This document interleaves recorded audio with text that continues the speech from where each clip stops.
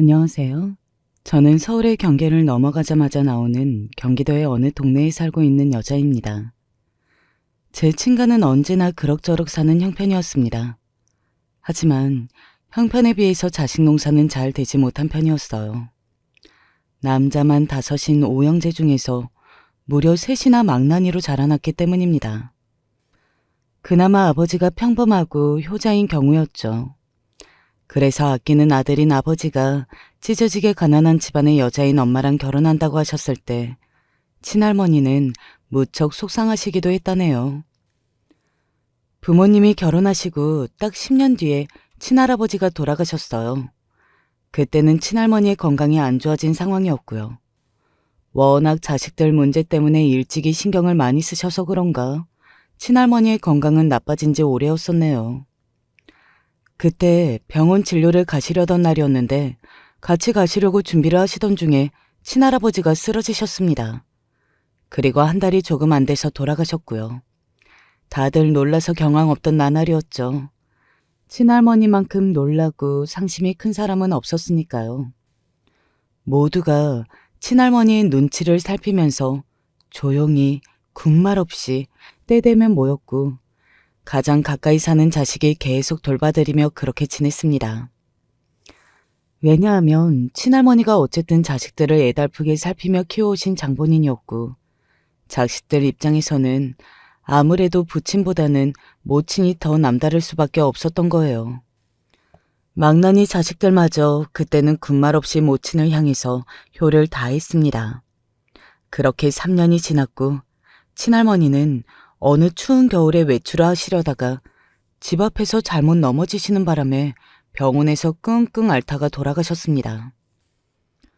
너 이 새끼야, 네가 어머니를 잘 모셨어야지. 형은 뭘 잘했다고 큰소리쇼? 이게 다 형이 불효막심해서 어머니가 일찍이 몸이 상하셨기 때문인데. 그리고 망난이 아니랄까봐 책임 공방이 이뤄졌고 서로에게 나를 세우며 비난하고 난리도 아니었습니다. 그 가운데는 재산 문제도 있었죠. 친가 재산은 친할머니가 돌아가실 때까지 지내셨던 그 자그마한 단독주택, 그리고 주변에 있는 땅 조금이 다였는데 그걸 가지고 싸움이 났습니다. 장남이 다 가져간다 어쩐다, 법대로 가려보자 그러고 법도 모르면서 철치지 말라 그러고 그 난리통을 보면서 엄마는 발을 빼자고 아버지에게 건의를 하셨습니다. 진작 머리 아파하셨던 아버지가 동의를 하셨고요. 그렇게 저희 집은 재산 문제에서 빠지게 됐었네요.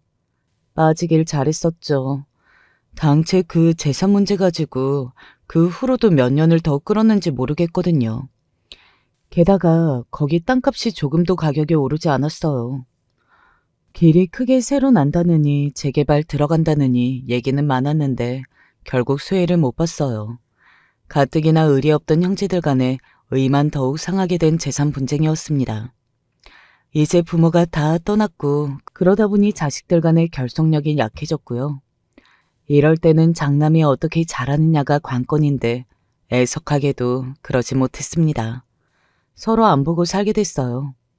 제사 지낼 때나 보는 게 전부였는데 그럴 때도 좋지 못했던 게 서로를 그때마다 탓하면서 두 분이 돌아가신 걸 서로에게 책임 돌리고 비난의 화살을 쏴대고 그러면서 각자의 불행한 사정을 들춰내고 만나기만 했다 하면 무조건 개판이 벌어졌습니다. 그런 사람들인데 자기 가정은 잘 돌봤을까요? 부모 제사에 돈은 제대로 쓰고 준비는 제대로 했을까요? 아니었죠. 때마다 제 부모님만 제일 고생하시고 마음 쓰시면서 지갑을 여셨습니다. 아휴, 그래도 우리가 제일 걱정 없이 평범하게 사니까 그걸로 위안을 삼아야지 어쩌겠어. 그래도 아버지는 멀쩡히 돌아가는 집구석을 뒀다는 것으로 위안을 삼자고 하셨고 엄마도 그런 생각을 가지고 계셨습니다. 어쨌거나 우리 집이 가장 상황이나 사정이 낫다는 생각이었죠. 설마 그 생각이 깨질 미래가 다가올 줄은 몰랐습니다. 왜냐하면 제 오빠라는 인간 때문이었어요. 친가 특유의 그 인상이 오빠한테는 있었습니다. 대신에 엄마를 비롯해서 외가 식구들이 피부가 좀 밝은 편인데 이건 오빠가 물려받았어요. 제가 오빠랑 4살 터울인데요. 저는 피부가 친가 쪽이라 원래 약간 까무잡잡합니다. 같은 엄마 뱃속에서 태어난 친남매인데 오빠하고 저는 정말 많이 달랐어요. 외모적인 것도 그렇지만 성격적인 것은 더 달랐네요. 오빠는 어렸을 때 약간 내성적인 편이었습니다. 반면에 저는 말괄량이 왈가닥 소녀였고요. 그래서 혼나는 법은 없었어요. 여자이라서 마냥 예쁘다는 소리를 친가에 가면 꼭 들었거든요. 그래서 저는 밝고 명랑하게 유년 시절을 보낼 수 있었던 것 같네요. 외가에서는 딱히 귀여움을 못 받았지만 어차피 외가에 갈 일은 그리 많지 않았기에 괜찮았어요. 친할머니가 제 외가를 싫어했기 때문입니다. 그 집안은 하는 일도 없이 항상 거지같이 산다고 그런 흉을 보셨었죠. 유일하게 엄마만 그 집안에서 정상인 것 같다고도 하셨고요. 근데 엄마가 외가에서 유달리 생활력이 강하긴 하셨습니다. 없는 살림에도 항상 가계부를 쓰셨었고요. 돈 관리에 철저하셨어요. 그래서 놀라신 아버지가 이런 건 어디서 배워왔냐고 물으셨는데 엄마는 다니던 공장에서 친했던 사람에게서 조언을 들었으며 그 후로 이런 쪽으로 관심이 많아졌다고 하셨었다네요.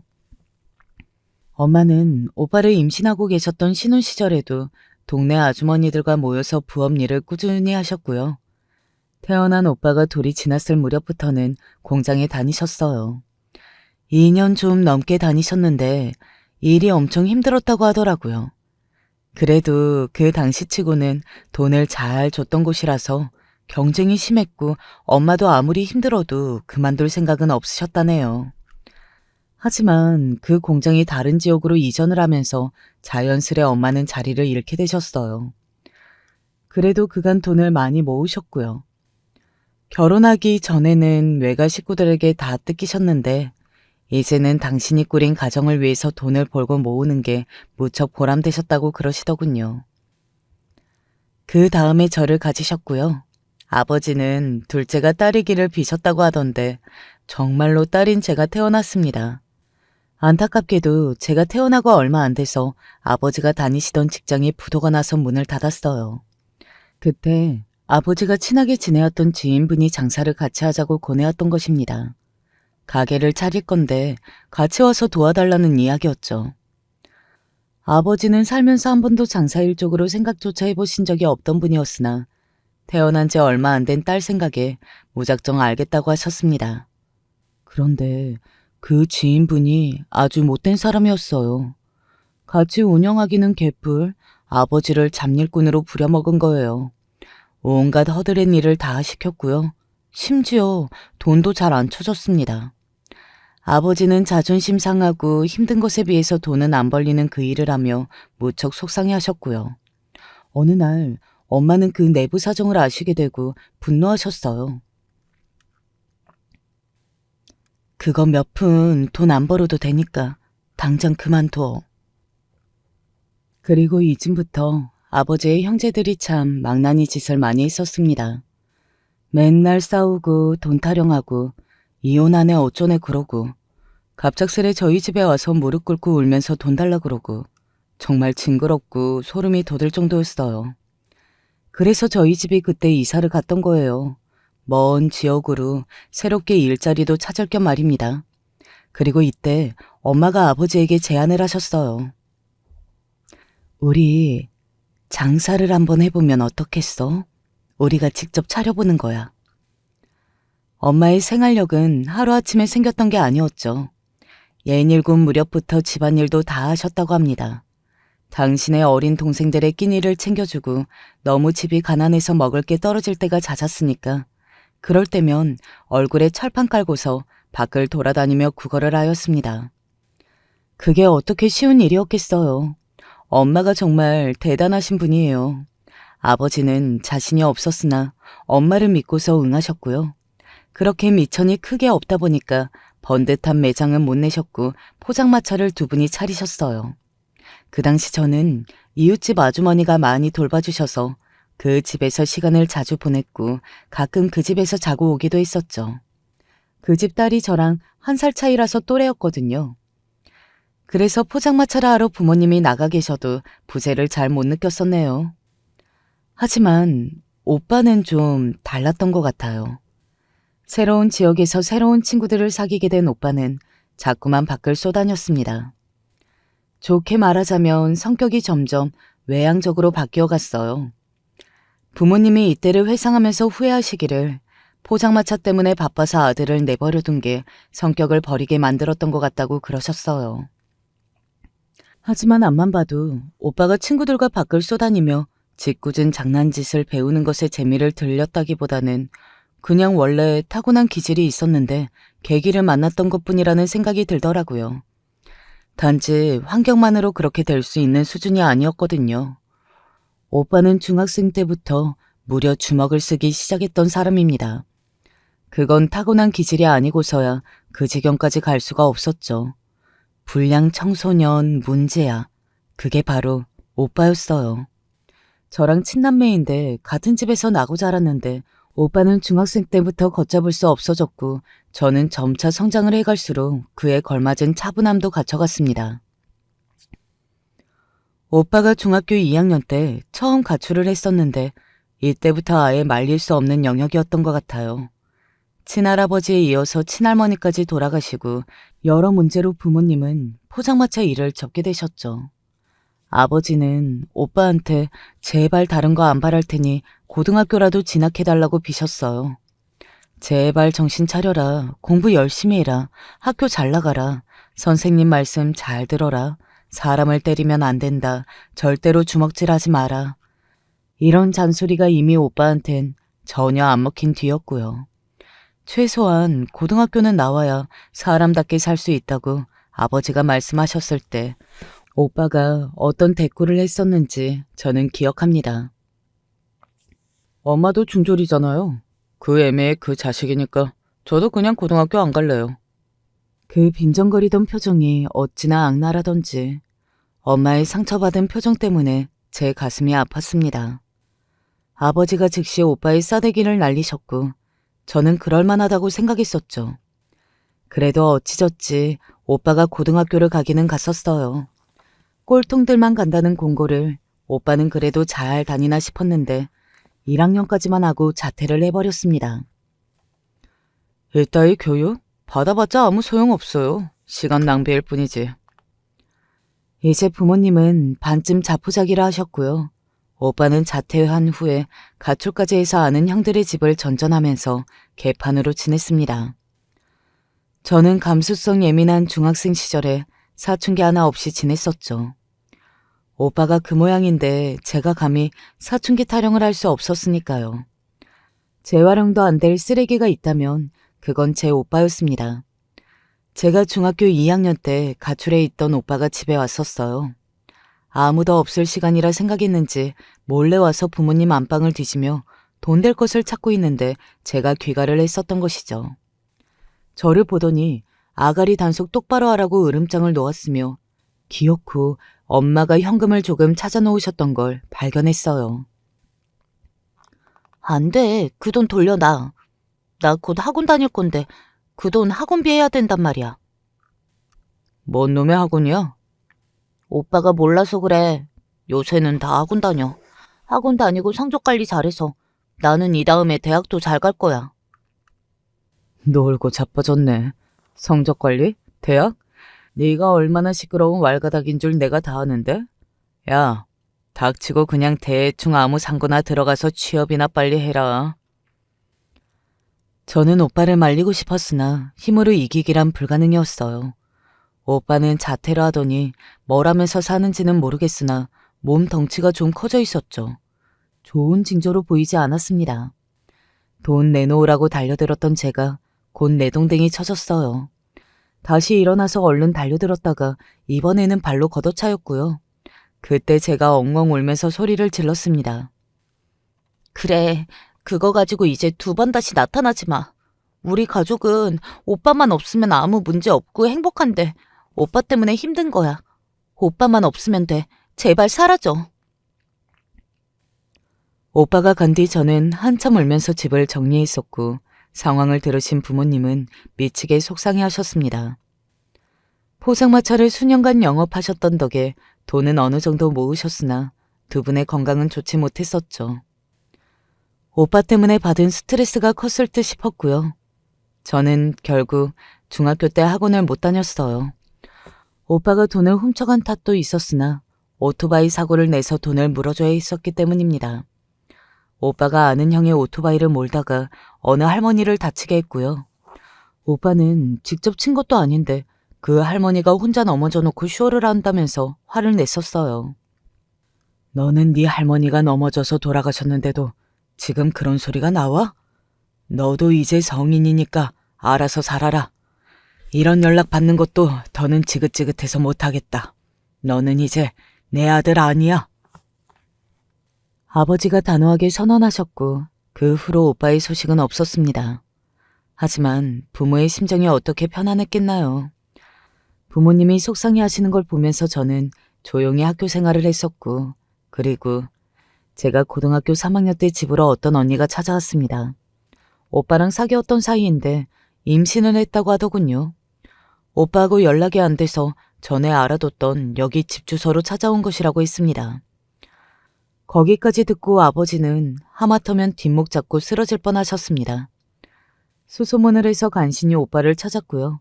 펄쩍 뛰더군요. 애아빠가 될 생각은 추워도 없다고 했습니다. 그 언니는 어렸을 적에 부모 이혼을 겪었고 친척집을 그 후로 전전하면서 살아왔으며 공장 일을 하다가 소개로 오빠를 처음 만났었다고 했었죠. 이제 와서 부모를 찾기도 좀 그렇고 그냥 여기 눌러 살면서 아기를 낳겠다고 그 언니가 말했습니다. 저는 그때 수험생이었는데 집에 난데없는 존재가 눌러 앉게 된 거죠. 어이가 없었고 숨이 턱 막혔습니다. 게다가 그 언니는 임신하고 나서 점점 몸이 안 좋다면서 집에서 꼼짝도 안 했어요. 집에 방은 2개뿐이었는데 제 방을 그 언니에게 주었고 저는 거실에서 생활했었네요. 그리고 거의 만삭으로 가까워질 무렵 아기가 잘못되었어요. 정확히는 그 언니가 몸이 좀 안 좋아서서 병원에서 아기와 산모 중 양자택일인 상황이라고 했습니다. 놀라신 부모님이 그 언니를 설득했고 수소문에 거쳐서 그 모친과 연락이 닿았습니다. 그 언니의 모친이 병원으로 왔었고요. 대화 끝에 아기를 보내고 산모의 건강을 택하는 것으로 정했습니다. 그 언니는 자기 모친을 따라서 가게 되었고요. 그렇게 허무한 결말을 맞이하였네요. 제 수험 생활은 이미 다 망쳐진 후였죠. 바로 얼마 뒤가 수능이었고요. 저는 대학 수준 자체는 평범했지만 취업률이 좋다는 인기 학과에 합격할 수 있었습니다. 부모님은 저 하나 보고 산다면서 그때 저를 잡고 고맙다고 우셨었죠. 저는 대학에 다니는 동안 별별 알바를 다 해봤었네요. 그리고 부모님은 장사를 시작하셨어요. 포장마차를 정리한 뒤로 엄마는 식당 일을 해오셨는데요. 아이 식당 사장이 되기로 결심하셨던 것이죠. 그렇게 테이블 5개가 있는 아담한 식당을 차렸습니다. 부모님은 정말 최선을 다하셨고요. 그리고 제가 대학 졸업반이 되었을 때 취업을 준비하고 있었던 무렵에 오빠가 나타났습니다. 저는 솔직히 말해서 어디 무슨 조폭인 줄 알았어요. 지난 몇 년간 대체 어떻게 지낸 것인지 외모만 봐도 일반 사람들을 쉽게 다가갈 수 없는 느낌이 되었더군요. 오빠는 클럽에서 일을 하며 돈을 꽤 벌었다고 했습니다. 클럽이라고 하면 유흥문화잖아요. 저는 그런 걸 일체 안 즐겼고 부모님 또한 마찬가지였기 때문에 오빠의 근황 앞에서 무척 심란했습니다. 아버지는 집안에 흐르는 나쁜 피를 잘못 물려준 당신의 잘못이라고 하셨고 그 모습에 오빠는 제대로 화가 나버리셨어요. 이놈의 집구석은 내가 진짜 정이 갈래도 갈 수가 없다. 그렇게 또 가버린 오빠였었죠. 얼마 후 저는 취업 기념으로 부모님에게 건강검진을 시켜드렸어요.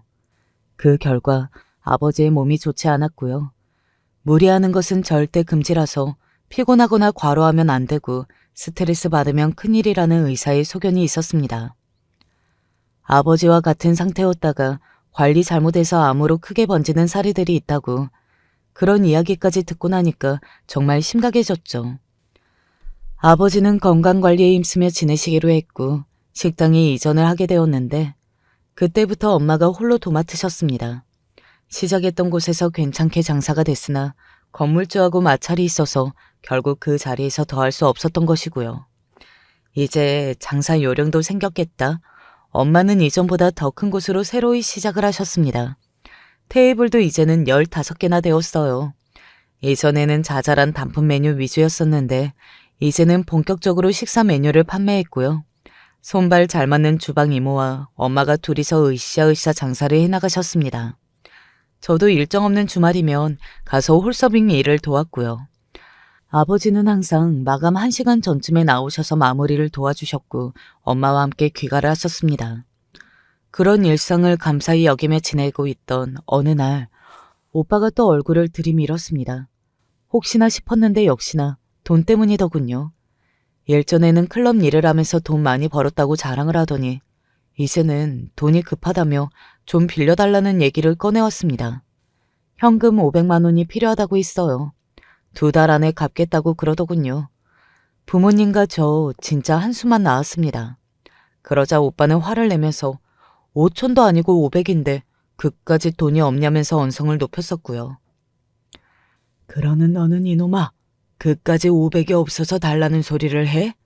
너는 내 아들이 아니라고 내가 전에 분명히 말했을 텐데.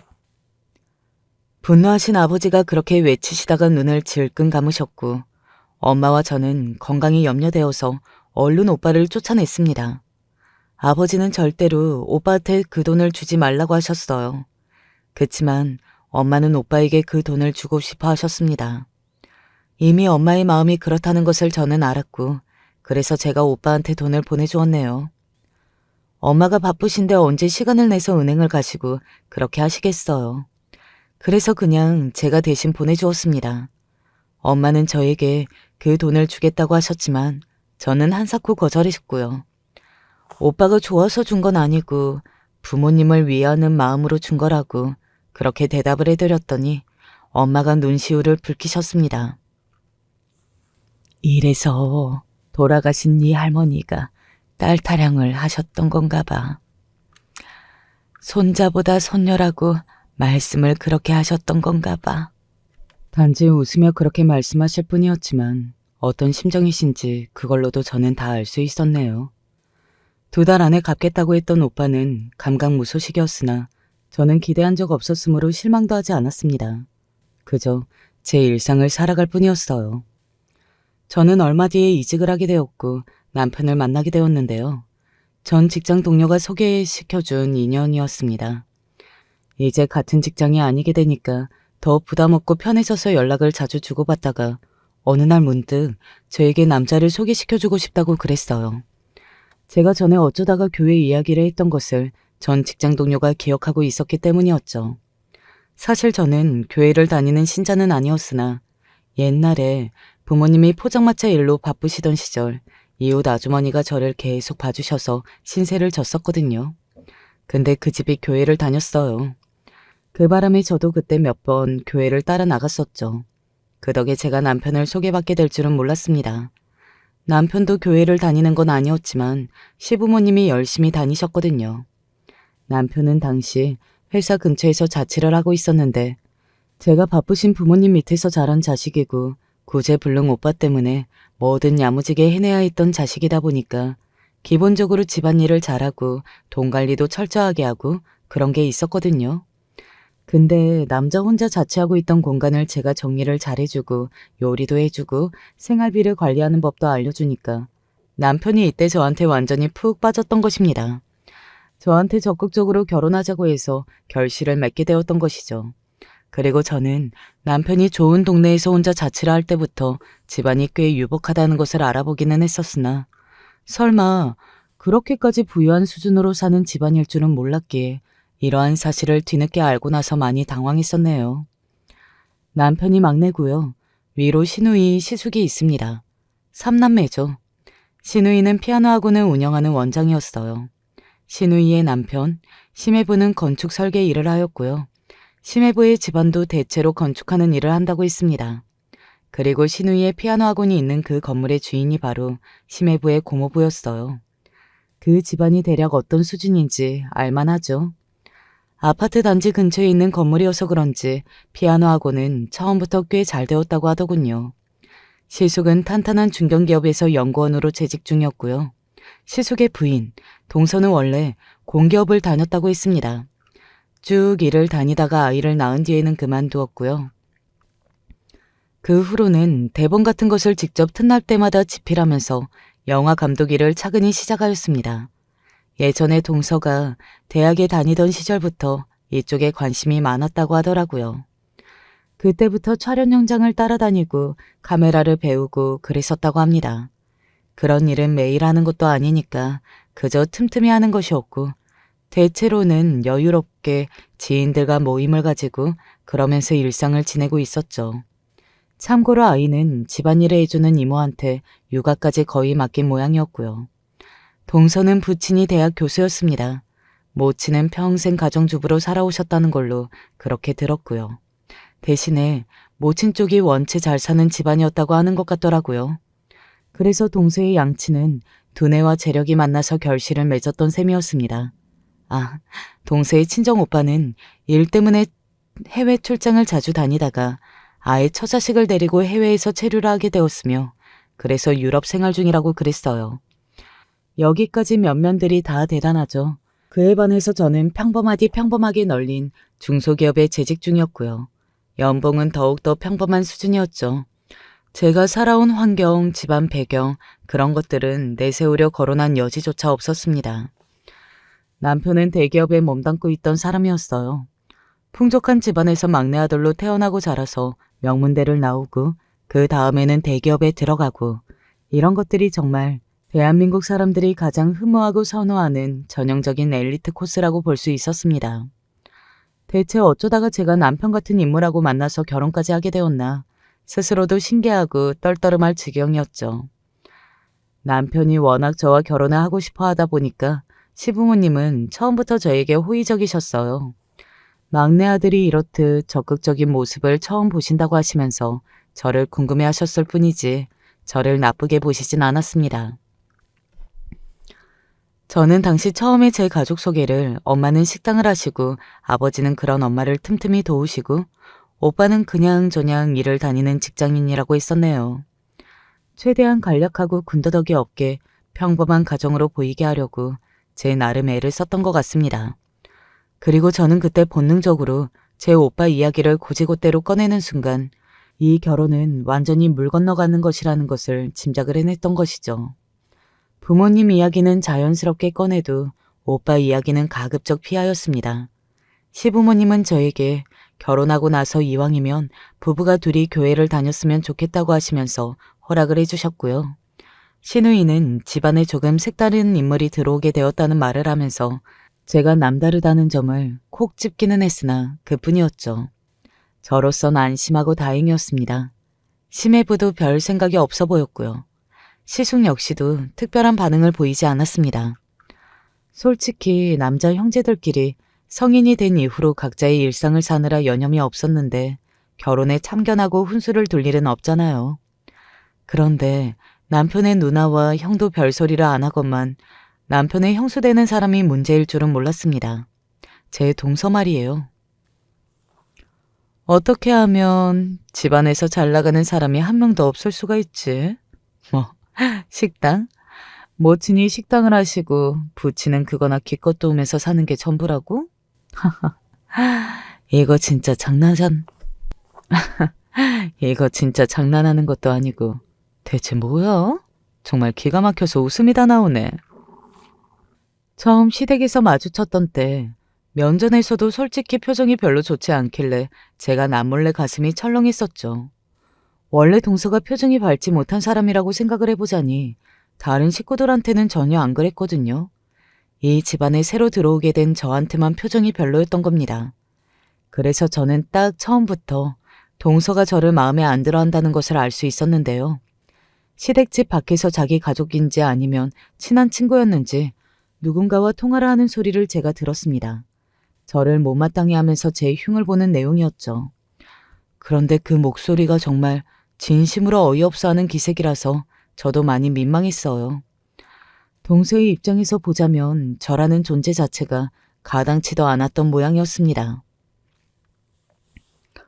수준이 안 맞아도 진짜 어지간히 안 맞아야지. 어떻게 그딴 게 나랑 같은 집안의 며느리가 된다는 거야? 내가 고작 그딴 거랑 동서지간이 된다고? 하, 이거 너무 모욕적인데. 이걸 어떡하지? 동서가 통화를 하면서 그렇게 짜증을 내길래 저는 걱정을 했었죠.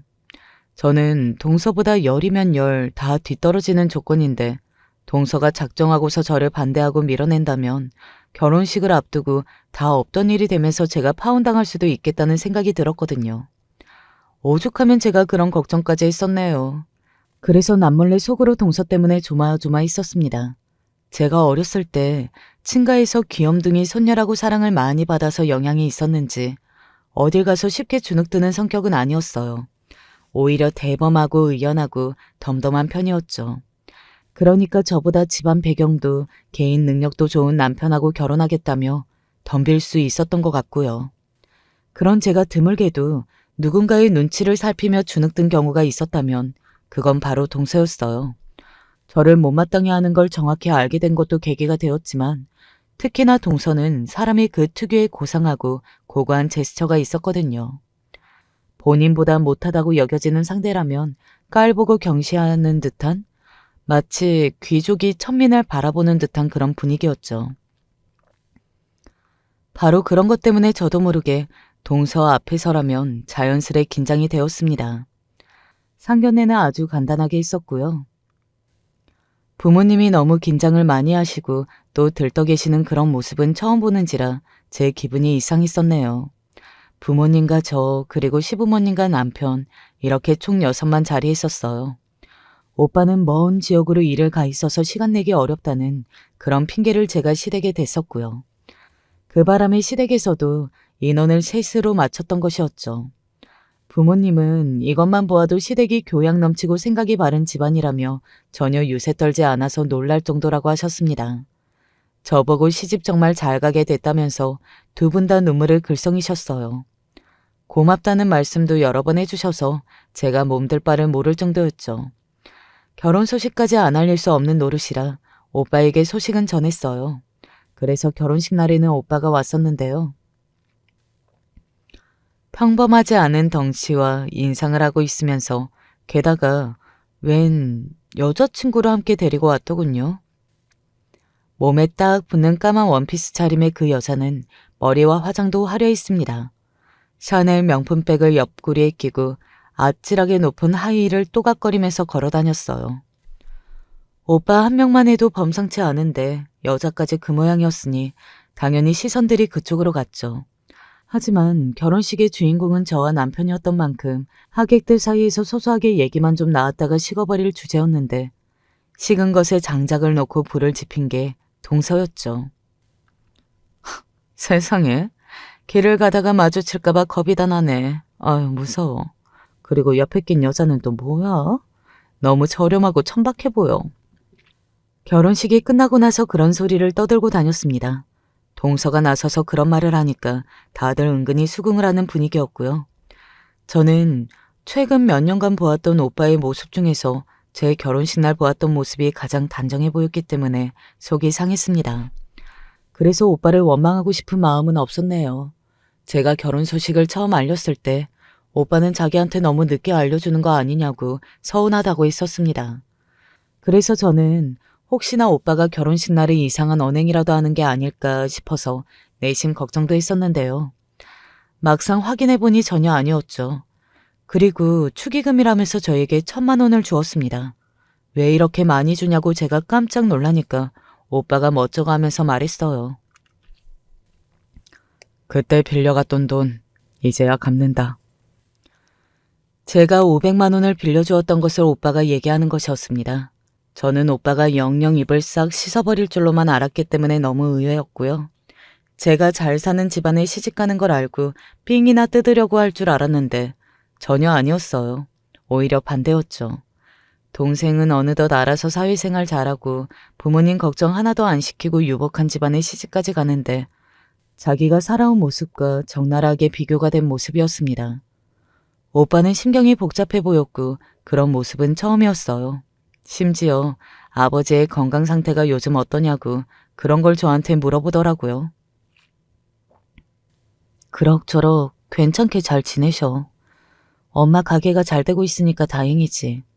나 결혼하는 걸로 아버지가 마음 놓인다고 하셨으니 앞으로 오빠만 사고 안 치고 속 안 썩이면 아버지 건강은 문제 없어. 제가 냉정하게 대답을 했을 때도 원래 오빠 같았으면 짜증을 냈을 텐데 그게 아니라 착잡한 표정으로 고개만 끄덕였습니다.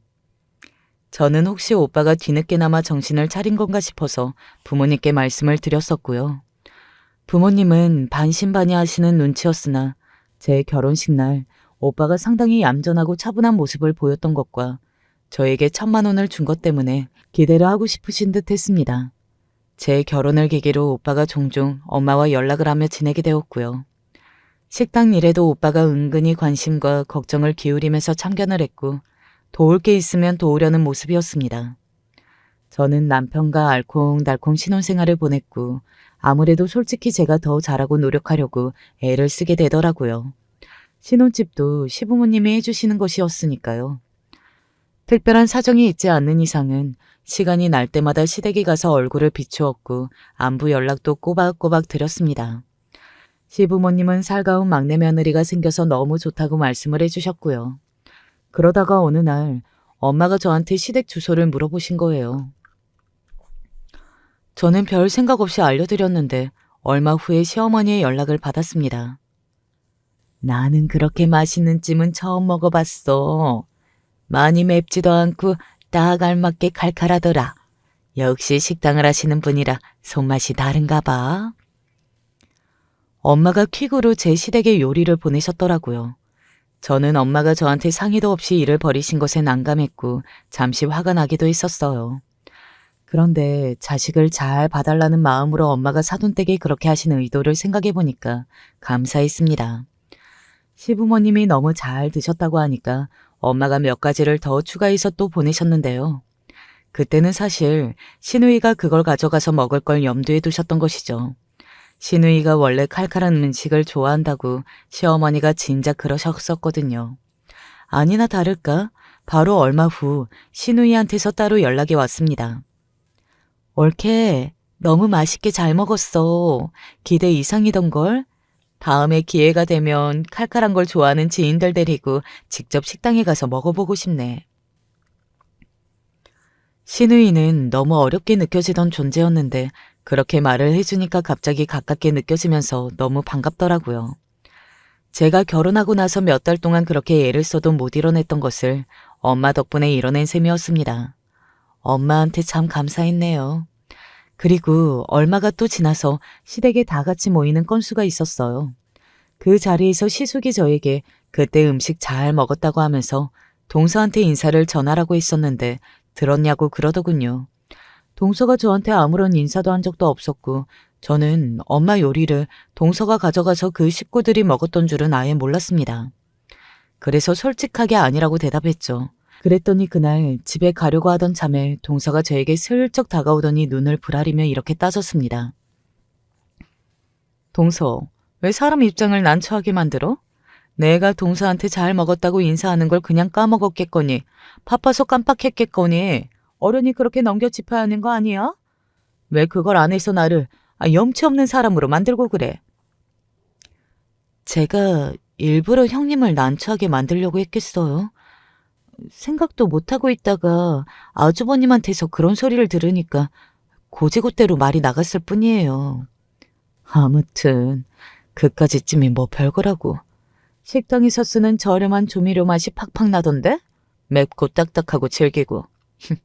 먹기 불편했어. 너무 식어서 차가운 상태에서 드셨나 봐요. 직접 가게에서 드시면 엄청 다른데요. 그리고 저희 엄마는 육수부터 따로 내서 쓰세요. 저렴한 조미료를 안 넣기 때문에 감칠맛이 좋아서 식당이 잘 되고 있는 것이고요. 뭔가 오해를 하신 것 같아서 마음이 안 좋네요. 그래? 내가 오해를 한 거였어? 미안. 내가 그런 식당은 살면서 별로 가볼 일이 없었다 보니까 솔직히 잘 몰라서 기회가 되면 가보든지 할게. 동서가 하나도 안 미안한 표정으로 저를 흘겨봤는데 수준 안 맞아서 상종하기 싫다는 눈치였습니다. 저는 속으로만 한숨을 쉬었더랬죠.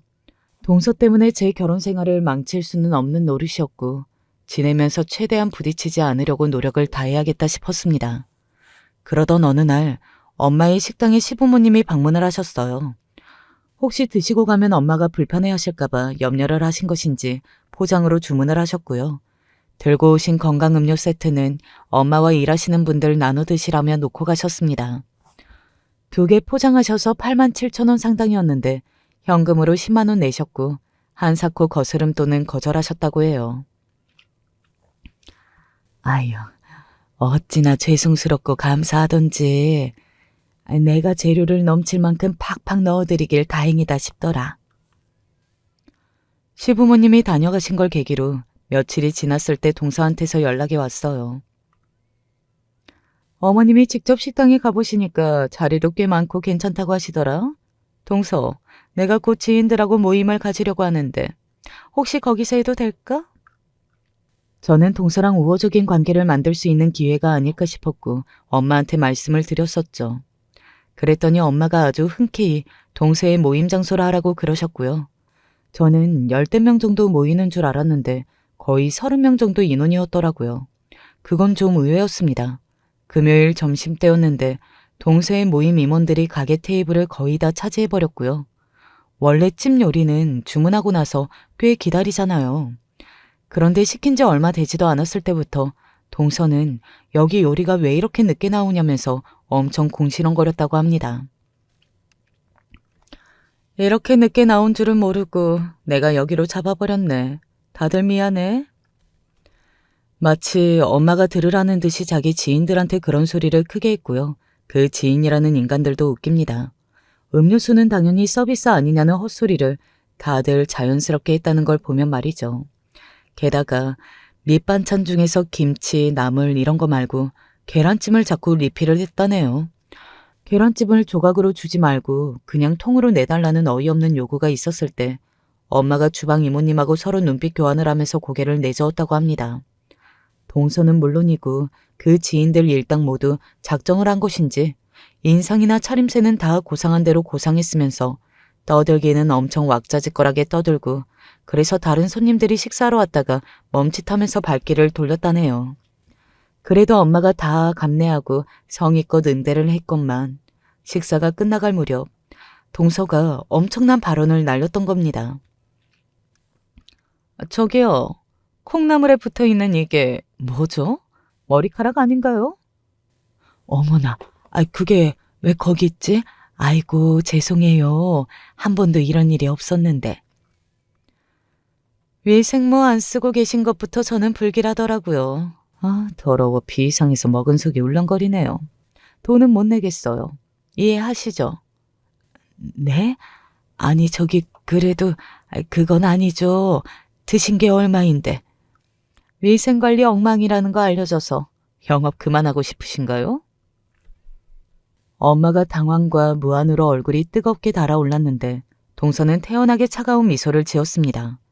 지인들이라는 인간들은 이 상황을 모르는 척하면서 남은 식사나 이어갔다네요.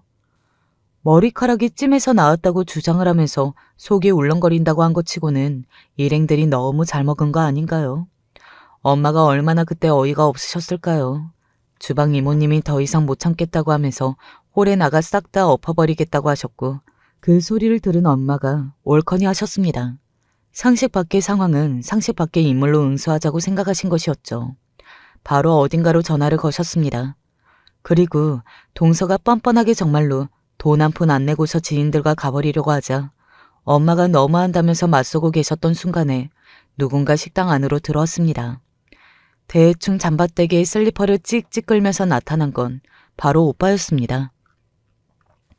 야, 음식을 처먹었으면 음식값을 내야 할 거 아니야? 그리고 오빠는 당장이라도 동서에게 매운맛을 보여줄 것처럼 주먹을 꽉 쥐고 팔을 돌리면서 무섭게 말을 뱉었습니다.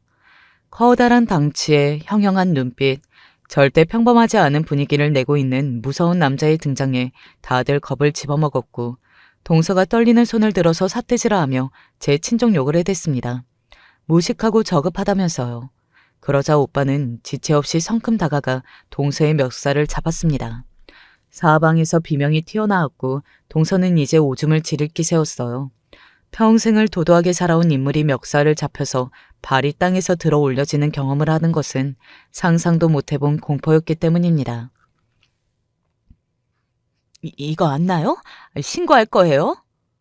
무슨 신고를 할 건데? 뭘로? 어떻게? 처먹을 대로 다 처먹어 놓고서 무전 취식을 하려던 걸 자진 신고할 셈인가 봐? 그건 위생이 음식이 머리카락이 나와서. 야, 우리 엄마가 누군 줄 알아? 위생이라는 단어도 못 들어보고 살았던 그 옛날에 길바닥에서 포장마차를 하면서도 오만 깔끔을 다 떨었던 사람이야. 손님들한테 번듯한 식당보다 더 음식이 깨끗하다는 소리를 들었던 사람이 바로 우리 엄마거든? 뭘 알고나 짓거려? 야, 너 그 머리카락이 요리하다가 들어갔다는 증거 있어? 요새는 세상이 좋아져서 별 기술이 다 있다면서? 머리카락 가져가서 어디 가서 검사 좀 해볼까? 누구 머리카락인지? 만약에 너나 네 일행 머리카락이면 어쩔래?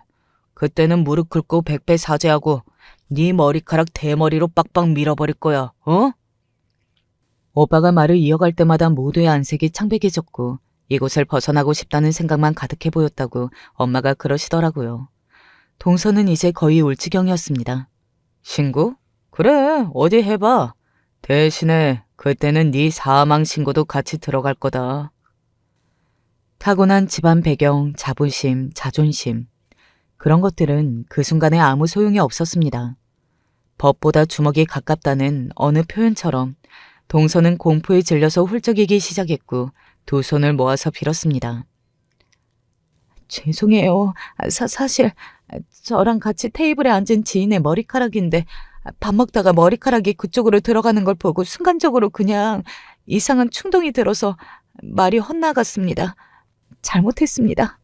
보고 있던 동서가 완전히 무너지는 순간이었으나 그 이실직고의 엄마와 주방 이모님이 동시에 안도의 한숨이 나왔다고 하네요.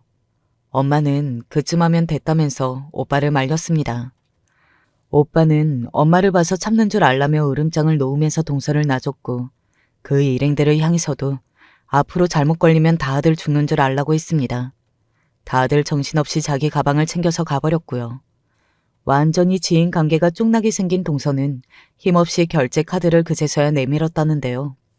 엄마가 그 손길을 도로 물렸습니다. 됐어요. 안 받을게요. 네? 그렇지만... 내 아들 녀석이 무례를 보인 것도 있으니 오늘 일은 서로 똑같이 주고받은 셈 칩시다. 그럼 됐죠? 그리고 앞으로 내 딸 무시하고 얕보는 행동도 하지 말아줬으면 해요.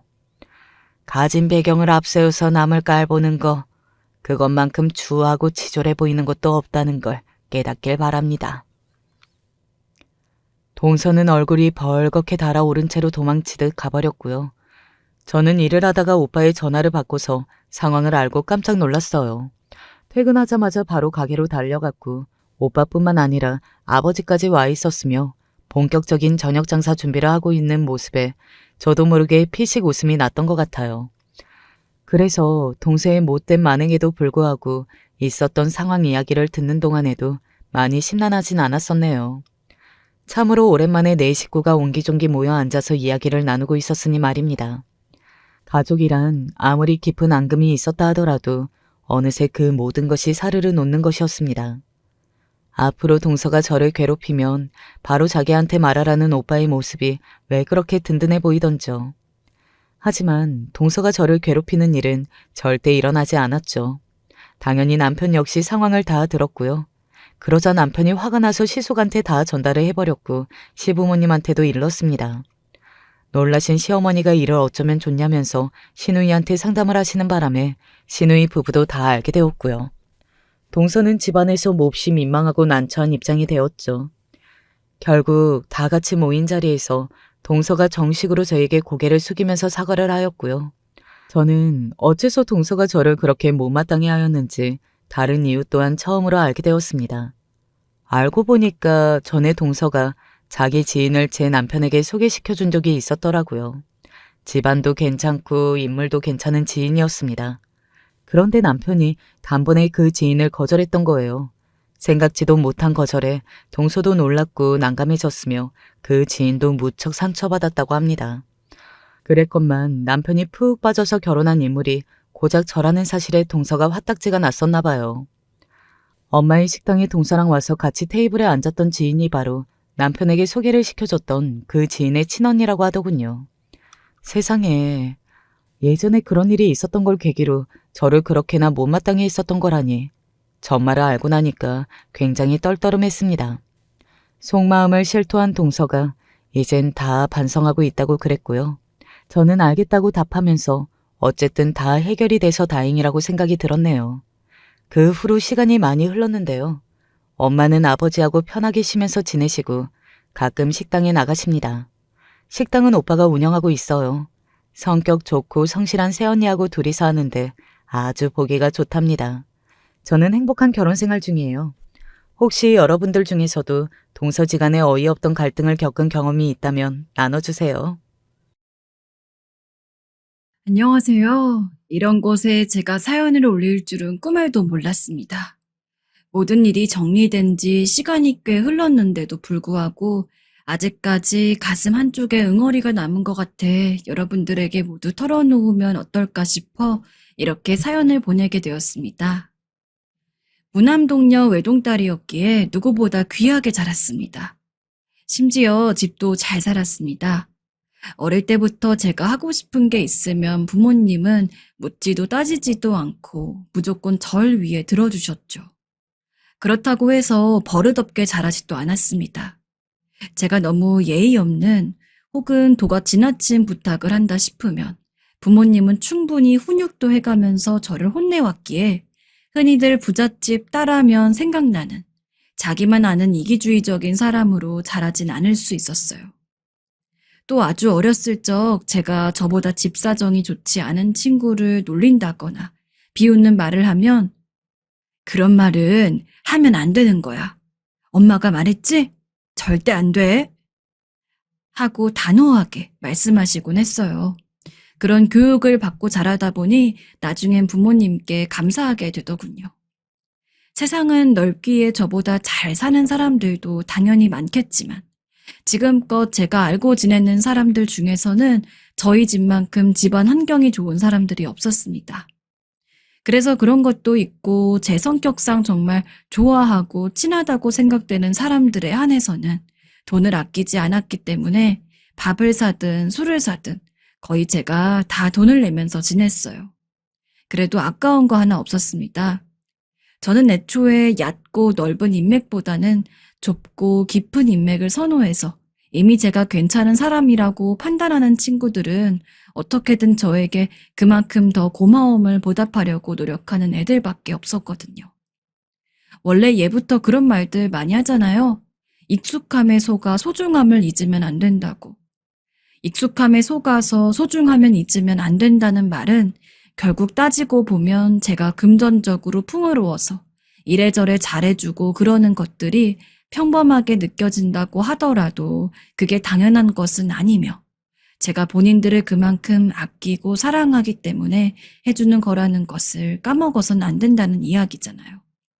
그래서 저는 친구 관계는 물론 연인들도 제가 돈이 많아 해주는 것이 많은 것을 당연히 여기지 않고 감사할 줄 아는 사람들만 사귀어 왔습니다. 희정아, 우리 다음 주는 여기로 데이트 갈까? 내가 밥 살게. 그래? 고마워. 그럼 맛있는 국수 먹으러 가자.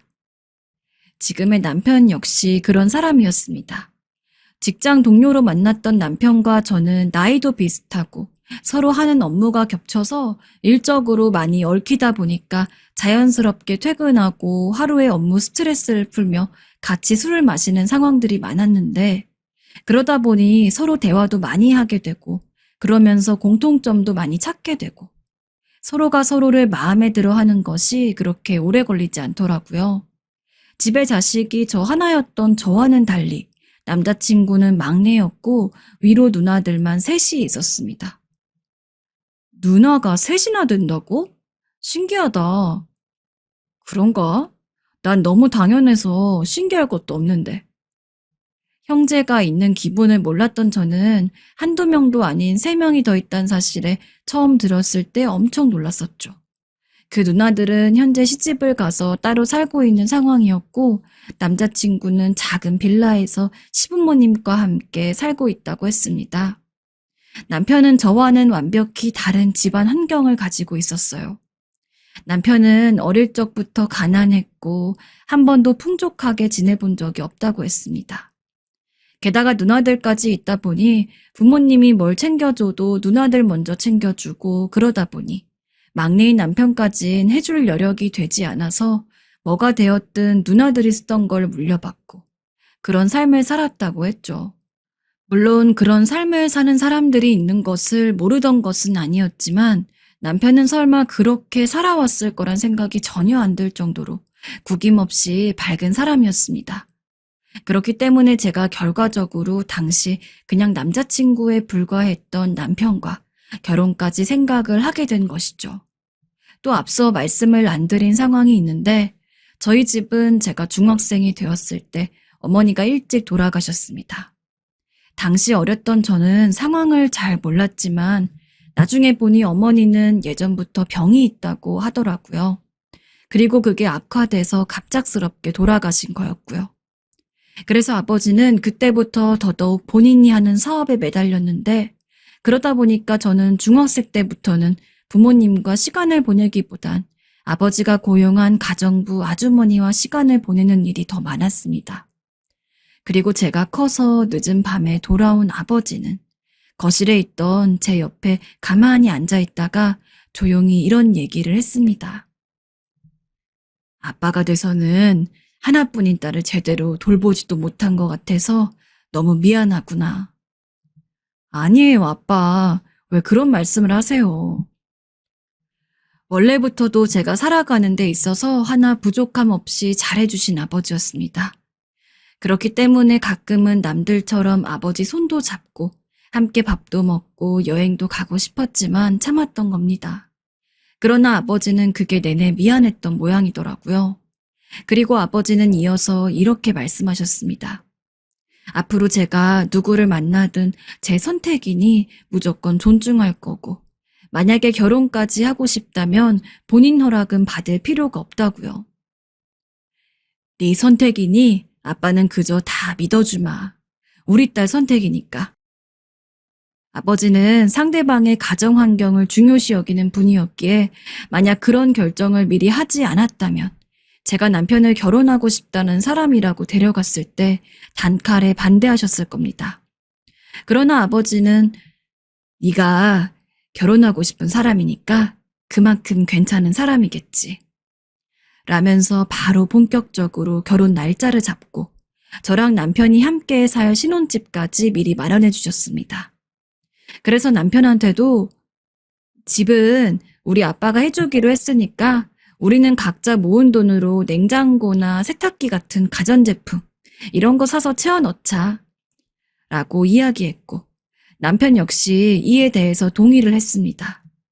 보통 한쪽이 지불하면 한쪽이 이것저것 쓸만한 제품들을 사서 넣는 게 맞지만 남자친구의 사정을 알고 있었기에 일부러 그렇게 이야기했습니다. 저로서는 남자친구를 배려해 준 거였고 이야기를 전해 들으면 시댁 식구들 역시 저희가 충분히 배려해 줬다는 걸 알 거라고 생각했어요. 그래서 당연히 저는 아무 문제 없이 결혼을 할 수 있을 거라고 확신했죠. 그러나 시부모님에게 인사를 하러 갔을 때 일이 생겼습니다. 집은 공동 명의로 하는 거지? 네? 공동 명의요? 아, 저희 아버지가 신혼집을 마련해 준다는 이야기를 듣자마자 시어머니가 한 이야기였습니다. 시댁 돈 한 푼도 안 들어가는 저희 아버지가 사주는 집을 공동 명의로 한다니요. 너무 당황해서 제가 아무 말도 못하고 있자 시어머니는 무슨 선심이라도 쓰는 것처럼 제가 아직 어려서 상황 돌아가는 거 잘 모르는 것 같다고 어른이 본인이 알려주겠다며 원래 부부가 되면서는 이제 네 거 내 거란 개념이 없고 함께 쓰는 개념으로 나아가는 것이기 때문에 집 같은 것도 반드시 공동 명의로 진행하는 게 맞다고 했습니다. 제가 지금의 남편과 결혼을 약속한 시점이 20대 후반이었습니다. 한참 어른인 시어머니가 보기에는 제가 어린 것이 맞지만 그렇다고 해서 제가 세상 물정 모르는 게 아니거든요. 어머님, 저 아버지가 오로지 저희 아버지 돈만으로 해주는 집을 공동 명의로 한다는 것 자체가 말이 안 된다고 생각합니다. 만약에 전 공동 명의로 해야 된다면 저는 그냥 아버지한테 집 안 받고 남편이랑 각자 모은 돈 가지고 대출 받아서 전세 살던지 할게요. 뭐라고? 공동 명의를 안 해주겠다고? 아니, 무슨 그런 소리를? 부부면 모든 걸 같이 나누고 쓰는 거지. 근데 그 말에 시어머니는 물론이고 남편까지 좀 화를 내더라고요. 뭐 그거 가지고 그렇게까지 정없이 얘기하냐면서 제가 좀 더 현명했다면 그 자리에서 결혼 안 하겠다고 하고 자리를 박차고 나오는 게 맞았습니다. 저 집이 배려를 해준 것을 알기는커녕 어떻게든 조금이라도 더 이득을 보려고 안달이 난 것과 다름없는 행동이었으니까요. 그래도 당시에 저는 남편을 굉장히 사랑했습니다. 그래서 거의 100분 토론과 다름이 없게 시어머니와 이야기를 나누다가 결국 아버지가 해주는 신혼집을 받아 생활을 하되 공동 명의는 안 하는 조건으로 결혼을 하게 되었습니다. 아버지가 잡아준 신혼집은 시댁에서도 그렇고 저희 친정집에서도 거리가 좀 있었습니다. 당시 저랑 남편이 다니던 회사가 각자 집에서 꽤 먼 편이었는데 아버지가 그걸 생각해서 저희 직장에 가깝도록 집을 얻어주셨죠. 그래서 솔직히 시어머니와 그렇게 결혼 전에 말도 안 되는 사안으로 이야기를 하긴 했어도 집도 멀고 하니 결혼만 하게 되면은 별 문제 없이 저희끼리 잘 살 수 있을 거라고 생각을 했습니다. 그러나 너무도 큰 착각이었죠. 어머니, 집에는 어떻게 들어오셨어요? 석호가 비밀번호 알려줬다. 석호 씨가요? 그래. 왜 싫으니? 싫을 게 뭐 있어. 우리 아들 집인데. 그리고 너는 집에 이렇게 맛있는 게 있으면은 시어머니한테 먼저 연락을 해서 어머니 이것 좀 드셔보세요. 하지는 못할 망정. 어떻게 연락도 한 번 하질 않니? 아, 네. 저희가 결혼하고 한 달이 안 돼서부터 시어머니가 저희 집에 불쑥불쑥 찾아오는 일이 많았습니다. 보통 결혼한 집에 시부모님이나 친정 부모님이 밥 잘 챙겨 먹으라고 반찬 같은 거 해오시는 일들이 있잖아요. 설사 그런 거라고 하더라도 저한테 이런 반구도 없이 남편이 마음대로 시어머니한테 집 비밀번호를 알려주는 것도 화가 났는데 심지어 시어머니는 저나 남편 반찬을 챙겨주려고 온 것도 아니었습니다. 오히려 저희 냉장고를 보고 맛있는 게 있으면 그거를 다 빼가서는 시댁으로 가지고 갔죠. 어머님, 아무리 저희가 편하다고 해도 이렇게 아무 말 없이 오시는 거는 솔직히 조금 불편한 것 같아요. 오실 때 오시더라도 최소한 저한테 연락을 해주셨으면 좋겠어요. 그리고 반찬 가지고 가시는 것도 저희 먹을 거는 남기고 가져가셔야지. 그렇게 싹 다 가져가시면 당장 저랑 남편 먹을 게 없잖아요. 그런 것도 신경 좀 써주시면 좋겠고요. 만약에 반찬 맛있는 게 필요하시면 제가 그냥 해서 드릴게요. 옛날부터 할 말은 하면서 살아야 한다고 생각했고, 돌아가신 어머니도 그리고 아버지 역시 부당하다고 생각되는 일에 대해서는 제 의견을 말하는 것을 두려워하지 말라고 교육해 주셨습니다. 보통 며느리들은 시부모님 어려워서 할 말도 못한다고 하지만 시부모님이 명백히 저에게 피해를 끼치고 있는 상황인데 못할 말을 하는 것도 아니잖아요. 근데 그거 한마디 했다고 시어머니는 저한테 시부모 생각하는 마음이 없다느니 제가 한 말과는 비교도 안 될 정도로 나쁜 말들을 많이 하셨습니다. 나는 너같이 기센 애 처음 본다. 아니 겨우 반찬 가지고 이런 생색을 내? 내가 무슨 쌀 한 포대를 가져갔니? 뭘 그렇게 일일이 선을 긋고 나누려 들어. 그것도 시애미한테. 너는 가정교육을 그런 식으로 받았냐? 뭐라고요? 됐다. 앞으로 나도 반찬이니 뭐니 손도 안 대마. 그럼 됐지? 시어머닌 그렇게 본인이 더 화른 티를 내시더니 돌아가셨어요. 어이가 없고 기가 차 말이 안 나왔죠.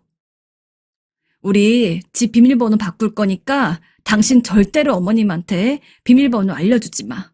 내가 당신 어머님한테 무슨 얘기까지 들었는지 알아? 진짜 화나는데 한 번만 참는 거야. 당장이라도 더 크게 화를 내고 싶은 마음이 굴뚝 같았지만 그래도 남편 보고 참았습니다. 그래서 그냥 그 정도로 경고를 하는 것으로 끝내고 비밀번호를 바꾸고 나니 시어머니도 귀신같이 안 나타나더라고요. 아마 남편에게 뭔가 얘기를 전해들었겠죠. 하지만 시어머니가 그렇게 잠잠해지는가 싶었더니 이제는 시누이 중 한 명이 저를 달달 볶았습니다. 내가 오죽하면 이런 부탁을 하겠어. 우리 남편이 이번에 사업 하나 하려고 하는데 그게 진짜 건수가 대박이거든. 이거 성공만 하면 우리 집은 물론이고 너희 부부도 더 풍족하게 살 수 있다니까. 내가 이 은혜는 잊지 않을게. 진짜 딱 한 달만 있으면 바로 돌려줄 수 있어. 그러니까 이번 한 번만 좀, 응? 가족끼리 인사를 하는 자리를 제외하고는 평생 연락도 한 번 안 하던 시누이였습니다. 근데 갑자기 연락이 오길래 무슨 일인가 싶었더니 3천만 원을 빌려달라는 이야기였죠. 당연히 안 된다고 했습니다. 오히려 가까운 사이이기에 더 돈을 빌려줄 수 없다고요. 하지만 제가 아무리 안 된다고 해도 끈질기게 연락을 하면서 진짜 하루에 몇 번씩 제 안부를 묻는 척하며 슬쩍 돈 이야기를 꺼내면서 어떻게든 제가 돈을 빌려주게 만들려고 정말 발악 아닌 발악을 하는데 스트레스가 장난이 아니었습니다. 남편한테 이야기를 해봤지만 누나가 얼마나 급하면 그러겠어. 당신 여유되면 좀 빌려줘. 라며 남의 일처럼 이야기를 하는 통에 도움이 하나 안 됐습니다. 결국 정말 한 달만 쓰고 바로 돌려준다는 조건으로 아버지한테 이야기를 해서 3천만 원을 받아서는 빌려줬습니다. 그리고 꼭 한 달 뒤에 바로 갚겠다던 시누이는 이야기했던 한 달을 미루더니 결국에 나중에 잠수를 탔습니다. 시어머니한테도 이야기를 해보았습니다. 적어도 저한테는 잠수를 탔을지언정 부모님이랑은 연락을 할 테니까요. 하지만 제가 연락이 되는지 알려달라고 해도 시부모님은 입 한 번 열지 않았습니다. 오히려 저에게 그깟 돈 몇 푼이나 된다고 이렇게 징징거려 라면서 오히려 저를 타박했죠. 거기서 끝나지도 않았습니다. 뭐 다른 집은 며느리가 용돈을 70만 원을 주네, 80만 원을 주네 하면서 지금보다 더 용돈을 올려달라고까지 했습니다. 정작 저한테 돈 빌려간 시누이는 여전히 3천만 원을 갚지 않고 잠수를 타고 있는 상황에서 말이죠. 당시 시부모님 용돈은 저랑 남편 월급에서 조금씩 제해서 드리고 있었습니다. 당장 저희 먹고 사는 것도 있고 시부모님은 용돈을 저희 부부한테만 받는 것도 아니었어요. 시누이 셋한테도 똑같이 용돈을 받고 있었죠. 그런 상황에서 저희가 굳이 돈을 올려서 줘야 할 이유가 어디 있겠습니까? 심지어 시어머니가 얘기하는 용돈은 며느리인 제가 개인적으로 주는 용돈을 이야기하는 거였으니 더더욱이요. 당신 어머니 해도 해도 너무한 거 아니야? 지금 내가 당신 누나한테 돈 빌려줬다가 당신 누나가 안 갚고 잠수 탄 것도 애써 참아주고 있는데 그런 상황에서 내가 개인적으로 용돈을 줘야 한다고 연락하는 건 너무 심한 거라고 생각 들지 않아? 애초부터 시부모님에 대한 애정은 없었습니다. 하지만 무슨 돈에 미치기라도 한 것처럼 저만 보면 돈돈 거리는 시댁 식구들 보니 더 정이 떨어졌죠. 게다가 더욱더 실망스러웠던 것은 남편이었습니다. 그래도 남편은 제 돈에 대해서 고마워할 줄 알고 탐내지 않을 줄 아는 사람이라고 생각을 했는데 제가 저렇게 이야기를 하니까 당신한테 그 돈 별로 큰 거 아니잖아. 우리 누나가 연락 못할 수도 있지. 당신은 뭐 그렇게까지 이야기를 해? 그리고 우리 엄마가 며느리한테 용돈 좀 받아서 남들한테 자랑하고 싶을 수도 있는 건데 그거를 그렇게 꼭 꼬아서 봐야 속이 시원해? 라면서 전적으로 자기 가족 편을 들었습니다. 그때 알았죠. 내가 남자를 잘못 봤구나 하고요. 그 뒤로 저희는 말만 부부지 그다지 부부 같은 생활을 하지 않았습니다. 남편도 밖으로 나돌았고 저도 저대로 밖으로 나돌면서 남편과는 정말 최소한의 대화만 했어요. 이혼을 생각하지 않았던 것은 아니었습니다. 마침 저희 사이에 아이도 없었기 때문에 이혼을 한다면 차라리 지금이 제격이었죠. 하지만 저를 믿고 아무 말 없이 결혼을 허락해준 아버지한테 죄송해서 이혼을 여러 차례 고민하고 또 고민했습니다. 그리고 혹시나 나중에 남편이 조금이라도 정신을 차린다면 시댁 식구들이랑 따로 연락을 안 하면서 저희끼리만 잘 지낼 수도 있겠다는 어떤 희망이 있기도 했어요. 남편한테 실망을 하기는 했을지언정 그래도 처음 좋아했을 때의 마음이 여전히 조금은 남아 있었으니까요. 그러나 그런 저의 기대가 무색하게 남편은 전혀 변하지 않았습니다. 오히려 제가 아무 얘기도 하지 않으니 이제는 거의 대놓고 집에 안 들어오기도 하고 기껏 집에 들어와서 보면 술 냄새가 거하게 나는 데다가 와이셔츠에 누구 건지도 모를 립스틱 자국을 묻혀서 오는 일이 허다했어요. 제가 뭐라고 할라치면 당신이 무슨 상관이냐며 오히려 소리를 버럭버럭 질렀습니다. 결혼 생활은 지옥을 넘어 고문이었어요. 누구보다 알콩달콩한 인꼬 부부로 살 거라는 기대를 하진 않았지만 그래도 그냥 남들 사는 것처럼 아내로서 남편을 존중하고 남편으로서 아내를 존중하고 각자 열심히 일을 하면서 자기 생활도 하지만 그래도 궁극적으로는 가족의 행복을 위해서 노력하는 그런 부부. 그냥 딱 그런 부부를 꿈꿨는데 결혼을 하고 나서 단 하루도 그렇게 지내본 적이 없었죠. 여전히 돈을 빌려간 시누이는 연락이 없고 시어머니는 하루가 멀다 하고 연락을 해서는 용돈 달라 난리를 치고 그러기를 거의 반년이었습니다. 그 반년 동안 제가 어떻게 버티고 살아왔는지도 모르겠어요.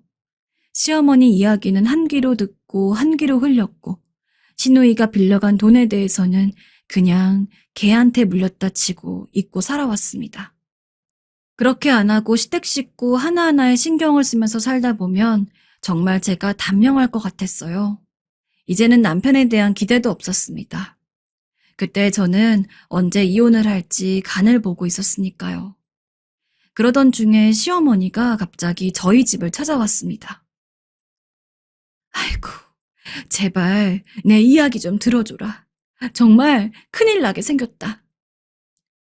문을 열어주고 싶지 않았지만 남편이 들여보내는 통에 하는 수 없이 시어머니 얼굴을 마주하게 되었습니다.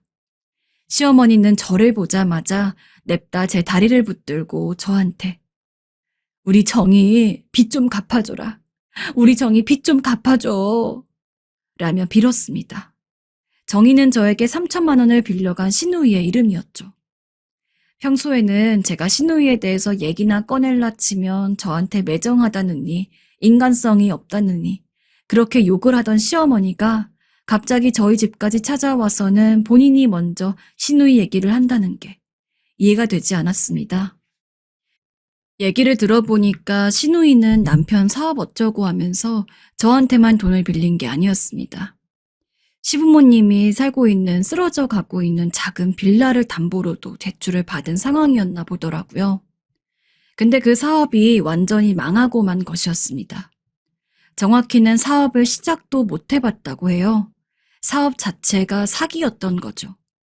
처음 사업을 제시한 게 시누이 남편의 지인이었는데 돈을 얼마 가져오면 1년 안에 원금은 물론이고 매달 원금의 30%씩 투자금에 대한 이율을 받아서 먹고 살 수 있다며 시누이 남편을 꼬셨나 봅니다. 그리고 시누이도 시누이 남편 되는 사람도 그 제의가 사기일 거라고는 전혀 예상을 못하고 어떻게든 돈을 빌리기 위해서 저한테도 손을 빌리고 자기가 끌어모을 수 있는 모든 돈을 모아서 사기꾼들에게 넘겨준 거죠. 상황이 이렇게 되었다 보니 제가 빌려준 돈은커녕 시부모님 집까지 날려먹은 것도 모자라 확실하진 않은데 대부업에서도 좀 대출을 받아서 빚이 산더미인 것 같았습니다. 제가 왜 남남될 사람 돈을 갚아줘야 하죠? 저 남편이랑 이혼할 거예요, 어머니. 이제 당신 며느리도 안 될 거니까 저한테 이런 부탁하지 마세요. 들어줄 이유도 없으니까. 이혼을 할 거라고 생각을 하고 있긴 했지만 남편 앞에선 처음으로 꺼내는 이야기였습니다. 남편은 설마 제가 이혼까지 얘기할 줄은 꿈에도 몰랐던 것 같아요. 분명 그 전에 이야기했으면 이혼을 하든 말든 신경도 안 쓰고 마음대로 하라고 했겠지만 지금 딱 봐도 상황이 자기 집 완전히 풍비박산 나기 일보 직전이잖아요. 본인도 그걸 확 느꼈는지 갑자기 눈물을 질질 짜면서 그동안 내가 잘못했네. 당신처럼 귀한 사람이랑 결혼을 해놓고 내가 멍청해서 소중함을 몰랐네. 앞으로 잘할 테니 한 번만 용서해달라는 등 온갖 입에 발린 말들을 하기 시작했습니다. 그리고 저는 그 모습에 이제는 가고 남편을 좋아하고 사랑했다는 마음까지 싹 다 털어버릴 수 있었습니다. 아마 남편은 제가 아니라 저희 집 돈을 사랑했던 거겠죠.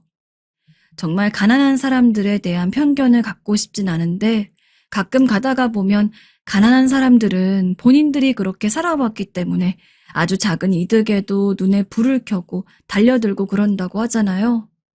모두에게 통용되는 말이 아니라고 생각했고 저도 그런 편견으로 누군가를 재단하고 싶지 않아서 그 사람의 가정 환경과는 상관없이 어떻게든 개인의 성격에만 집중하면 사람을 판단해 왔습니다. 근데 진짜 남편과 결혼을 하고 시댁 식구들 보면서 왜 저렇게 가난한지 뼈저리게 느낄 수 있었죠. 또 흔히 편견 중 또 다른 하나가 없이 살아와서 작은 것에도 만족할 줄 알고 착하다고 하는 이야기들이 있잖아요. 진짜 말 같지도 않은 이야기라는 걸 너무도 가까이에서 봤습니다. 어지간하면 합의 이혼을 했겠지만 저는 어떻게든 시댁 식구들을 괴롭히면서 이혼하고 싶었어요.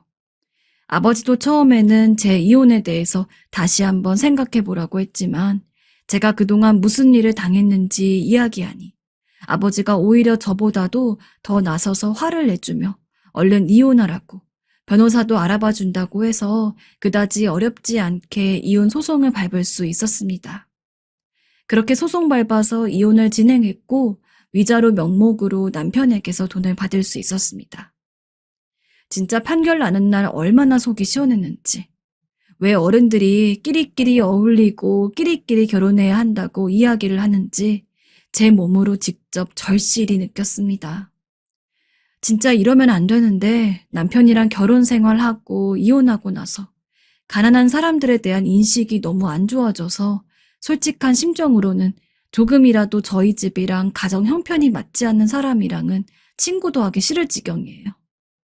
진짜 여러분들도 다른 거 말고 최소한 결혼만큼은 개인의 벌이든 집안 환경이든 무조건 자기랑 맞는 사람이랑 결혼하시고 상대방이 너무 가난하다 싶으면 연애도 시작하지 마세요. 괜히 금방 퇴색될 애정에 눈이 멀어 저처럼 후회할 일이 생길 수도 있으니까요. 모쪼록 지금은 혼자가 돼서 마음이 너무 편합니다. 매일매일 디저트 먹으러 동네 카페도 가고 공원으로 산책도 가고 여유로워요. 또 결혼을 하고 싶진 않을 것 같지만 그래도 제가 아직 나이가 어린 만큼 괜찮은 남자가 있으면 연애는 하고 싶어요. 부디 그때는 지금 남편을 만났던 것과 같은 실수는 할 일이 없어야겠죠. 다음에는 제발 괜찮은 남자 만났으면 좋겠어요. 지금까지 한 많은 제 이야기 들어주셔 감사하고 남은 하루 잘 마무리하시길 바랍니다. 감사합니다. 살면서 예쁜 외모로 참 많은 이득을 보고 살았습니다. 옛날에 여자가 예쁘면 고시 삼관왕이란 다름없단 소리가 있잖아요. 지금이야 여자도 능력이 중요하다곤 하지만 그래도 아직까지는 여전히 여자가 얼굴이 이쁘면 그만한 대우를 받는 세상이라고 생각합니다.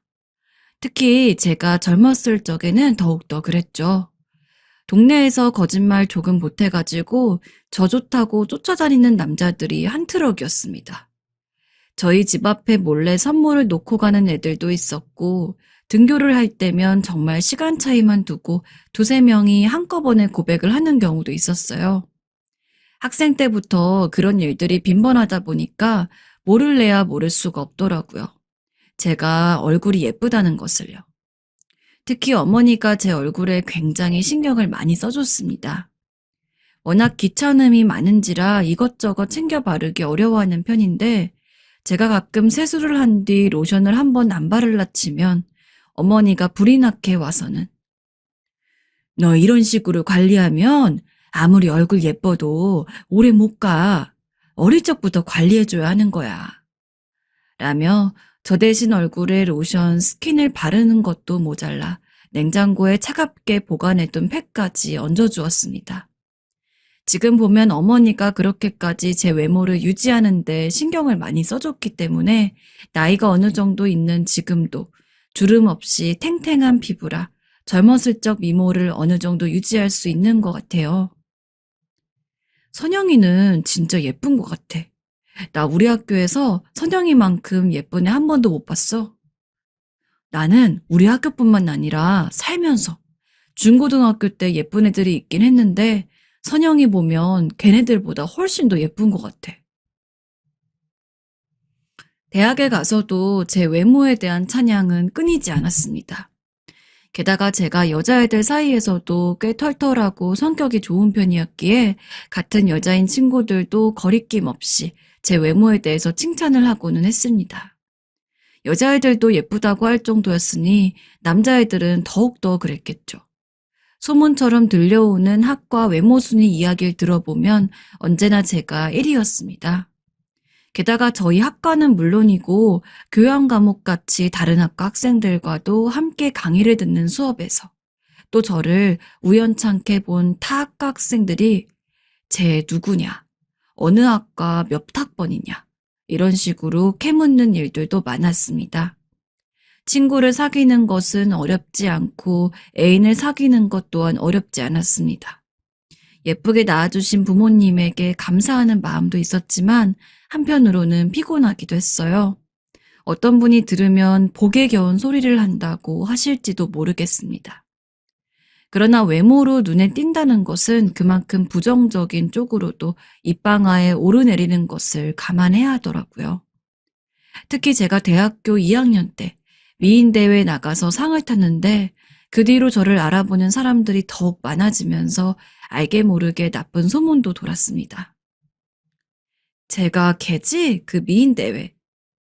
응, 쟤 맞아. 진짜 얼굴은 엄청 이쁜데 어떻게 그런 짓을 하고 다니냐? 기억나는 것 하나가 제가 남자친구가 있으면서도 매주 다른 남자를 만나서 잠자리를 가진다. 혹은 일부러 돈 많은 남자만 골라서 만난 뒤에 온갖 선물을 다 받아내고서 바로 차버린다는 거였습니다. 당연히 말도 안 되는 이야기였어요. 저는 애초에 연애 자체를 그리 많이 하지도 않았고 당연히 연애를 할 때 다른 남자를 만나는 일도 없었습니다.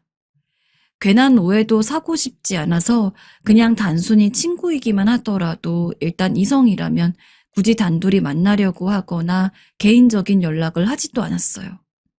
저와 친한 친구들은 제 성격을 알고 있기에 그런 소문들에 대해서 같이 분노하고 화내주었지만 현실적으로 그런 친구들보다는 소문에 휩싸여선 색안경을 낀 채 저를 보는 사람들이 더욱 많았습니다.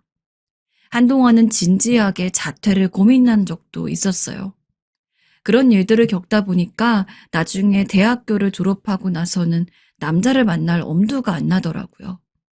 누가 저한테 호감을 표시해도 대학교 때 좋지 않은 소문이 돌았던 시기가 생각나면서 내가 이 사람을 믿을 수 있을까? 이 사람은 혹시나 나에 대한 그런 소문이 돌아도 전혀 믿지 않고 내 이야기를 들어줄 만한 사람일까? 라는 의문이 계속해서 돌면서 결국 연애까지 가기가 힘들었습니다. 덕분에 저도 의도치 않은 솔로 생활을 꽤 오래 이어갔죠. 선영 씨, 소개팅 한번 안 해볼래? 그러다가 정말 오랜만에 남자라도 한번 만나볼까라는 생각을 하게 된 게 직장 생활에서 알게 된 제 상사분이 제의한 소개팅 때문이었습니다. 그전에도 소개팅 제의 정말 많이 들어왔어요. 친구로부터 가볍게 한번 만나보라는 권유를 받기도 했고, 아니면 상대방 남자가 어떠한 경로로 저를 알게 된 뒤 친구에게 저를 소개시켜 달라고 직접적으로 부탁을 해서 이야기를 전해들은 적도 있었죠. 하지만 한 번도 수락하지 않았습니다. 당시에는 대학교 때 충격에서 벗어난 지가 얼마 되지도 않았어서 누구를 만난다는 게 정말 큰 용기가 필요했어요. 그러나 대학을 졸업하고 1년, 2년, 사회생활을 하다 보니까 시간이 약이라고. 그때 일도 이전보다는 훨씬 더 희미해졌죠. 그러던 중 저를 굉장히 아껴주시던 상사분이 소개팅 이야기를 꺼낸 거였습니다. 당시 저는 29살이었어요. 대학교 2학년, 즉 21살 이후로 변변찮은 연애를 해본 적이 없었기에 지금 정도면 누군가를 만나도 괜찮겠다 싶었죠. 그래서 알겠다고 소개팅 약속을 잡았습니다. 선영 씨, 정말 아름다우시네요. 네, 안녕하세요. 소개팅 하기 전에 상사로부터 대충 남자가 어떤 사람인지에 대한 정보는 알고 있었습니다. 집안도 엄청 잘 살고 본인도 사업가라서 현재 100억 원대에 달하는 재산을 가지고 있는 재력가라고 했죠. 솔직히 처음에는 상사분이 그냥 조금 오버를 못하는 거라고 생각을 했습니다. 근데 막상 만나보니 왜 100억 원대 재력가라고 했는지 알겠더라고요. 정말 머리부터 발끝까지 명품이 아닌 게 없었습니다. 게다가 몰고 다니는 차만 해도 거의 수억 원대에 호가하는 스포츠카였죠. 심지어 대화를 하다 알게 된 건데 그런 차가 한두 대가 아니라고 했습니다. 돈이 많아도 너무 많다 보니까 오히려 부담스럽더라고요. 만약에 그냥 적당히 전문직이고 어느 정도 잘 사는 수준에 속했다면 저도 속된 말로 땡 잡았다고 생각했을 겁니다. 근데 자산만 100억 원이 넘는 사람은 솔직히 저 같은 일반인이랑 급 자체가 틀리지 않습니까? 오늘 만나서 정말 반가웠어요. 다음에 한 번 더 만나주실 수 있겠습니까? 죄송해요. 저한테 재훈 씨는 너무 과분한 사람인 것 같아요. 재훈 씨라면 분명 더 현명하고 좋은 여자 만나실 수 있을 거예요. 그래서 남자의 애프터 신청도 정중하게 거절을 했습니다. 하지만 남자는 제가 마음에 들었는지 그렇게 헤어지고 나서도 꾸준히 연락을 하며 부담 갖지 않아도 되니 한 번만 더 만났으면 좋겠다. 이대로 연락을 끊기에는 너무 아쉬울 것 같으니 한 번만 더 생각해달라 등등 저에게 만남을 애걸복걸했습니다. 누구한테 매달리기는커녕 자신한테 매달리는 여자들을 수십 명은 있을 것 같은 사람이 저한테 그렇게까지 이야기를 하니까 내심 기분은 나쁘지가 않더라고요. 하지만 진짜로 또 한 번 만남을 가지는 것은 별개였기에 한 달 정도는 그냥 전화나 문자로 연락을 하면서 고민만 해봤습니다. 그러나 남자의 마음이 전혀 변하지 않길래 그래, 한 번 더 만나보자 하고서 데이트 날짜를 잡았죠. 선영 씨, 이거 저 만나주셔서 주는 선물이니까 너무 부담 갖지 말고 받아주세요. 남자는 저를 꼬시기 위해서 선물 공세를 하기로 마음을 먹은 것 같았습니다. 글쎄 두 번째 데이트 때 무려 500만 원이 넘는 명품 가방을 들고 왔더라고요. 당연히 안 받는다고 했습니다. 근데 어떻게든 쥐어주는 통에 하는 수 없이 받았는데 그날 가방뿐만 아니라 호텔, 레스토랑에서 점심과 저녁 식사를 하고 자기가 개인적으로 가지고 있는 별장이 있다면서 그 별장까지 드라이브를 가기도 했습니다. 많이는 아니더라도 지금껏 연애를 몇 번 해봤지만 늘 저랑 비슷한 환경에 있는 비슷한 또래의 남자들만 만났던지라 그렇게까지 극진히 대접받는 데이트를 해본 적이 없었는데 돈이 많은 연상의 남자로부터 이런 식으로 금전적으로 하나 걱정될 것 없는 데이트를 즐기다 보니 이래서 사람들이 돈 많은 남자 찾는구나 싶더라고요. 데이트를 마음먹은 것은 첫 번째가 어려웠지 두 번째는 그렇게 어렵지 않았습니다. 제가 속물이기도 했고 그렇게 큰 돈을 써가면서 저한테 애정을 갈구하는 남자도 마음에 들었어서 두 번째 만남 이후로는 남자의 데이트 신청을 거부하지 않고 받아들였습니다. 만약에 제가 조금만 더 개방적인 사고방식을 가지고 있었다면 남자는 아마 기꺼이 저를 데리고 해외여행이라도 다녀왔을 거예요. 당시 남자와 연애하면서 받았던 선물만 해도 억 단위는 우스울 정도였으니까요. 게다가 남자가 준 선물에는 명품만 있는 게 아니었어요. 요즘 가상화폐 열풍이 식긴 했지만 아마 나중에 가면은 지금보다 값어치가 훨씬 오를 거예요. 내가 몇 개 줄 테니까 이거 꼭 가지고 있어요. 지금 가상화폐 붐이 일어났다는 건 다들 아실 겁니다. 특히 가장 유명한 게 비트코인이죠. 3, 4년 전 비트코인 열풍이 잠깐 불어서 알고는 있었는데 가격이 폭락해 300만 원 정도 할 시기였어요. 그리고 당시 남자가 저한테 비트코인을 10개를 줬었죠. 그때 돈으로도 3천만 원어치나 했기 때문에 절대 적은 돈은 아니었습니다. 남자가 IT 계열 쪽에서 사업을 하는 사람이라 그런지 그런 쪽에 정보력이 있는 편이었는데 저야 그런 쪽과는 전혀 인연이 없는 사람인지라 그냥 주니까 받았지 사실상 가상화폐에 대한 어떤 가치는 전혀 모르는 상황이었어요. 아무튼 그만큼 남자에게 엄청 좋은 대우를 받으면서 데이트를 했습니다. 솔직히 그동안 받은 것도 있고 저도 그렇게까지 함께 지내면서 시간을 보내다 보니까 자연스럽게 호감이 생기긴 하더라고요. 그래서 만난 지 6개월 만에 남자와 사귀게 되었습니다.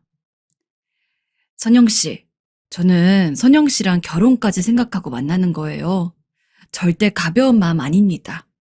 당장 결혼하자는 것은 아니지만 제 마음이 이 정도라는 건 알아주셨으면 해요. 뭐 사실 남자가 저를 꼬시려고 이것저것 선물해 줄 때부터 생각을 하긴 했습니다. 단순히 사귀는 것만 원하는 건 아닐 거라고요. 아니나 다를까 연애한 지 얼마 되지 않아서 남자는 저와 결혼하고 싶다는 의사를 밝혔습니다. 말은 당장 결혼 안 해도 된다고 하지만 그 이후에도 가끔 데이트를 하다가 사이좋아 보이는 가족을 보면 저랑 선영 씨도 언젠가는 저런 가정을 이루겠죠? 라며 은근슬쩍 저와의 결혼을 한 번도 못 박는다거나 그런 류의 말들을 많이 했어요. 정말 사랑이라고 할 정도로 남자를 좋아하는 것은 아니었습니다만 여러 가지 조건을 따져봤을 때 당연히 저한테 과분하고 넘치는 사람이었어요. 특히나 부모님은 제가 이 정도의 남자를 만난다고 하자 쌍수를 들고 환영하셨죠. 특히 어머니가 말이에요. 그렇게 돈 많은 남자 찾기 힘들다. 이왕 사귀게 된 거 빨리 이야기해서 결혼까지 하렴. 엄마랑 아빠는 무조건 찬성한다. 아유, 세상에. 집안에 무슨 이런 복덩이가 굴러왔니? 지금이야 여자가 30 넘어서 결혼을 해도 그렇게 늦는다는 생각이 안 들었지만 저 때는 아직 30 넘어서까지 여자가 결혼을 못하면 노처녀라는 소리를 듣기 십상이었습니다. 30대 초반이었던 저는 알게 모르게 부모님으로부터 결혼에 대한 압박을 받고 있었는데 마침 저한테 좋은 상대가 생기니 부모님은 하루가 멀다 하고 결혼을 이야기했죠. 얼마 지나지 않아서 부모님 그리고 남편의 소원대로 저희는 결혼 약속을 하게 되었습니다. 저희 부모님은 앞서 이야기했듯이 전혀 반대가 없었어요. 제가 남자친구를 데리고 인사를 간다니까 그 전날부터 갈비찜이며 해물탕이며 온갖 요리들을 다 준비해서는 다음날 정말 상다리가 부러지도록 밥을 차리며 우리 선영이 잘 부탁해요 라고 인사하셨죠. 하지만 문제는 시부모님이었습니다. 저희 집은 가난하진 않았지만 그렇다고 해서 절대 잘 산다고는 할 수 없었어요. 그렇다고 제가 그렇게 능력이 있는 편도 아니었죠. 객관적으로 봤을 때 제가 남보다 나은 점은 얼굴 하나였습니다. 그걸 알고 있었기 때문에 내심 남편처럼 잘 사는 집의 부모님이면 제가 그렇게 며느리로서 탐탁지 않을 것 같다고 예상은 했어요. 그래, 결혼을 생각하고 있다고? 그리고 제 예상은 들어맞았어요. 누가 봐도 좋은 집에서만 평생을 살아온 우아한 사모님 같은 이미지의 시어머니. 그리고 누군가의 발밑에 있기보단 누군가를 발밑에 두고 내려다보는 것이 익숙해 보이는 시아버지. 원래대로였으면 저랑 한평생 연관도 한번 없을 법한 분들이었습니다. 저에 대해서 이것저것 묻던 시부모님은 저희 집이 그다지 부자도 아니고 그렇다고 해서 제가 특별히 학벌이 엄청 좋거나 능력이 있는 것도 아니라는 걸 알게 된 후로 정말 눈에 띄게 안 좋아진 표정으로 제가 무슨 말을 해도 대충 대꾸를 했습니다. 어머니, 아버지, 저 정말 선영 씨랑 결혼하고 싶어요. 이 여자가 아니면 안 될 것 같다는 생각을 하고 있어요.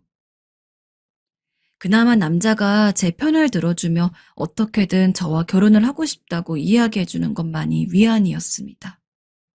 그러나 시부모님은 절대로 만만하지 않았죠. 그래도 교양이 있으신 분들이라 제 면전에선 이야기를 안 했지만 슬쩍 전해 듣기로는 절대로 결혼을 안 된다면서 극구 반대를 하신 모양이었습니다. 심지어 나중엔 제가 그 말을 들은 적도 있었습니다. 저기, 아가씨, 이런 말해서 미안하지만 우리 애랑 아가씨는 급이 다르잖아요. 집안 환경이 다른데 어떻게 둘이 결혼을 하겠다는 거야. 나도 이런 이야기 하고 싶지 않지만 결혼은 현실이야.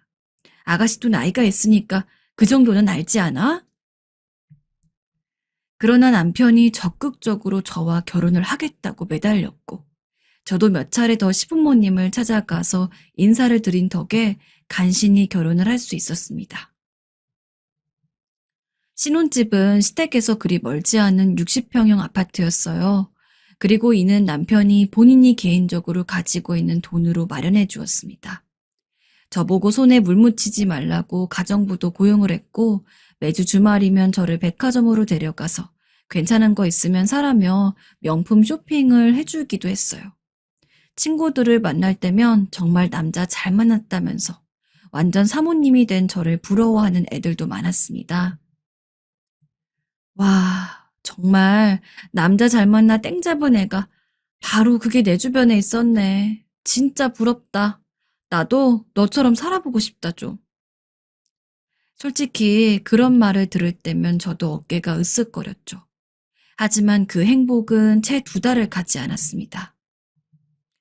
당신 제정신이야? 남자가 밖에서 일하다가 늦을 수도 있지. 그걸 가지고 지금 나한테 뭐라고 그래? 그렇게 사랑한다고 결혼하자고 애걸복걸하던 모습은 온데간데 없었고 정말 사람이 완전히 돌변을 했습니다.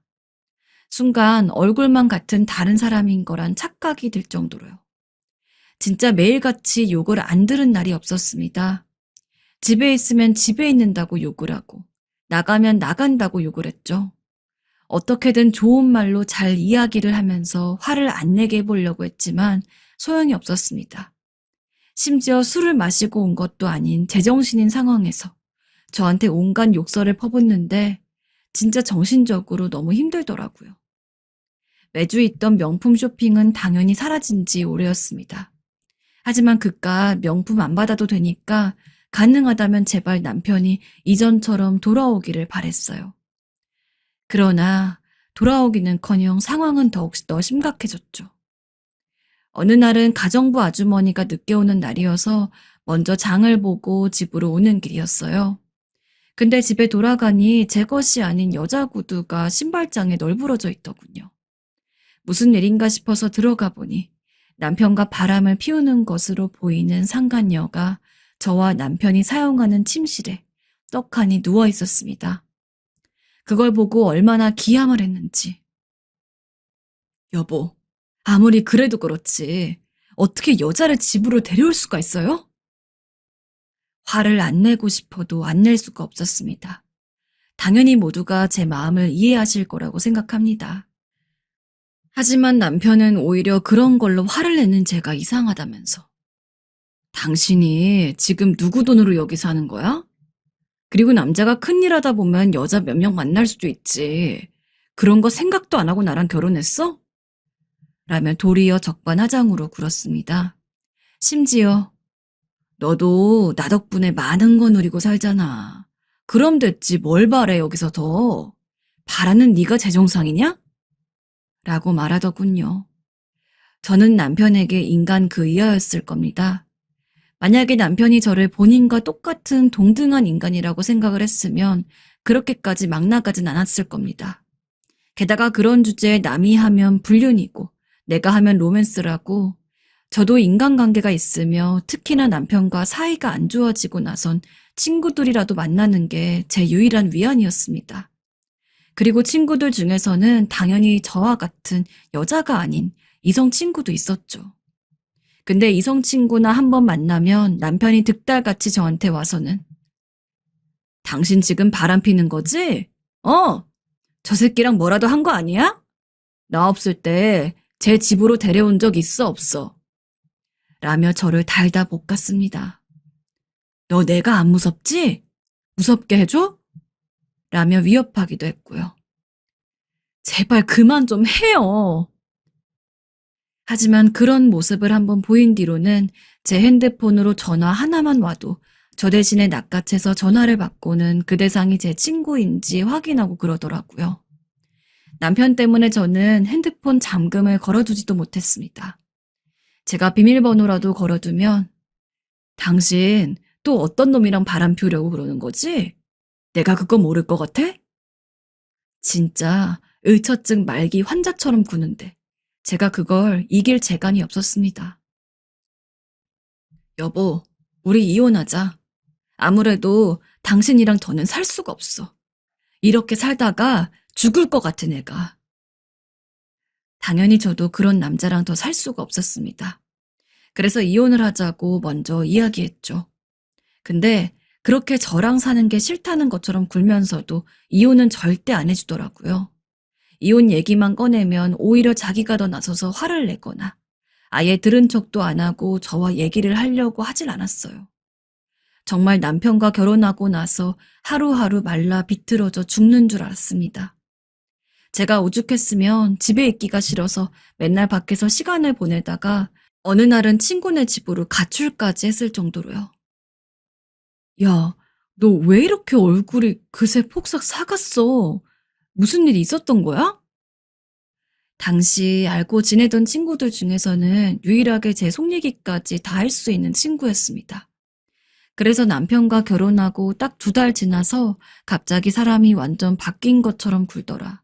지금은 이혼을 해달라고 해도 해주지를 않아서 너무 힘들어가지고 도망 온 거라고 전부 이야기를 했습니다.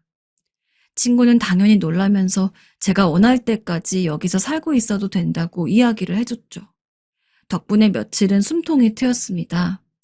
전화로 계속해서 남편에게 전화가 오고 문자로 입에 담을 수 없을 만큼 심한 욕설이 오긴 했지만 그런 거야 그냥 안 보고 넘기면 그만이었으니까요. 하지만 문제는 그게 아니었습니다. 선영아, 강서방이 어제 우리 집으로 왔는데 제가 연락을 안 받자 남편은 저희 친정댁으로 간 모양입니다. 차라리 그냥 단순히 가서 저를 찾았으면 모르겠습니다.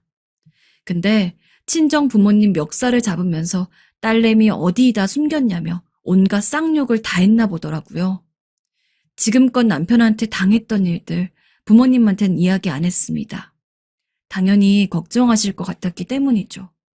그래서 부모님은 계속해서 제가 남편에게 연애할 때처럼 사랑받으면서 사는 줄 알고 있었습니다. 그런 부모님이 남편의 폐악을 보고 얼마나 놀라셨겠습니까? 부모님한테까지 영향을 미친 상황에서 제가 그저 도망만 다닐 수도 없었습니다.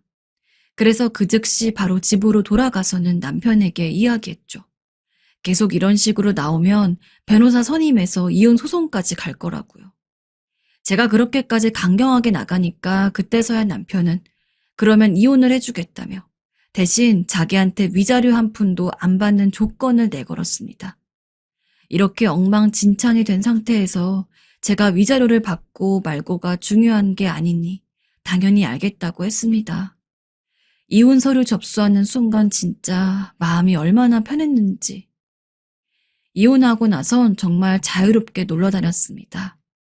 남편이 그렇게 학을 떼던 친구들과도 만나서 술도 마시고 밤늦게 들어오고 결혼을 하게 될 때만 해도 그런 생활이 그리워질 거라고는 전혀 생각도 못했었는데 진짜 이렇게 될 줄 알았으면 아마 죽어도 결혼을 안 했을 거예요. 누구라도 마찬가지겠지만요. 게다가 그렇게 이혼을 하고 1년이나 되었을 무렵 더 좋은 소식이 있었습니다. 남편과 사귈 당시 이래저래 남편 인맥이랑 친해진 적이 좀 있었는데 나중에 남편에 대한 이야기가 들려와서 보니 남편이 친구들과 놀러 갔다가 거기서 차 사고로 세상을 떠났다고 하더라고요. 불쌍했냐고요? 전혀 아니었습니다. 오히려 이제서야 정말 완벽히 남편으로부터 벗어났다는 생각에 행복하기까지 했습니다. 그런데 그게 다가 아니었어요. 그동안 제가 남편한테 시달림 당한 보상이라도 오는 건지 남편이 죽고 나서 우연히 뉴스에서 비트코인과 관련된 이야기가 나왔습니다. 그때 문득 남편과 연애 당시에 제가 받았던 10개의 비트코인 생각이 나더라고요. 실제로는 위자료 하나 안 받고 이혼했지만 그 비트코인이 받을 당시 가격만 된다고 해도 나름대로 위자료의 역할을 하고도 남지 않을까 싶어서 남편이 비트코인을 사서 넣어준 거래소에 로그인을 해서 들어갔습니다. 거기서 가격을 보는데 정말 너무 놀라서 나자빠질 뻔했어요. 분명 남편한테 받았을 당시만 해도 개당 300만 원, 총 3천만 원에 불과했는데 제가 봤을 당시에는 총 값어치가 7억이 되어 있었습니다. 여러분들이라면 상상을 하셨겠습니까? 3천만 원이 7억 원이 돼 있을 줄은. 믿기지가 않아서 뺨도 때리고 혹시나 오류일까봐 수십 번 새로 고침도 했습니다. 하지만 눈앞에 7억이란 숫자는 변하지 않았죠. 부끄러운 이야기지만 그날 집에서 춤추면서 뛰어다녔습니다. 친하게 지내던 친구들 다 불러서 밤새 술까지 사줬고요. 결혼 당시에 남편이 주는 돈으로 생활을 했기에 저 자체는 그렇게 생활력도 없었고 저희 집도 아주 부자가 아니었던 데다가 당시 부모님은 1억 원 정도의 빚이 있던 관계로 진짜 한 푼 한 푼이 아쉬웠는데 그 7억으로 빚 갚는 건 물론이고 제 차, 부모님 차 싹 다 한 대씩 사기까지 했어요. 솔직히 말해 위자료 못 받은 것도 조금은 억울했고 남편에게 당한 세월도 힘들었지만 이렇게 큰 돈 얻을 거여서 그렇게 고생했다고 생각을 하면 나쁘지도 않은 것 같아요. 일확천금에 매달려선 안 되지만 이 비트코인으로 얻은 수익은 제가 그동안 마음고생, 몸고생한 보상이라고 생각하면서 살려고 합니다. 여러분의 인생도 응원하겠습니다. 들어주셔서 감사합니다.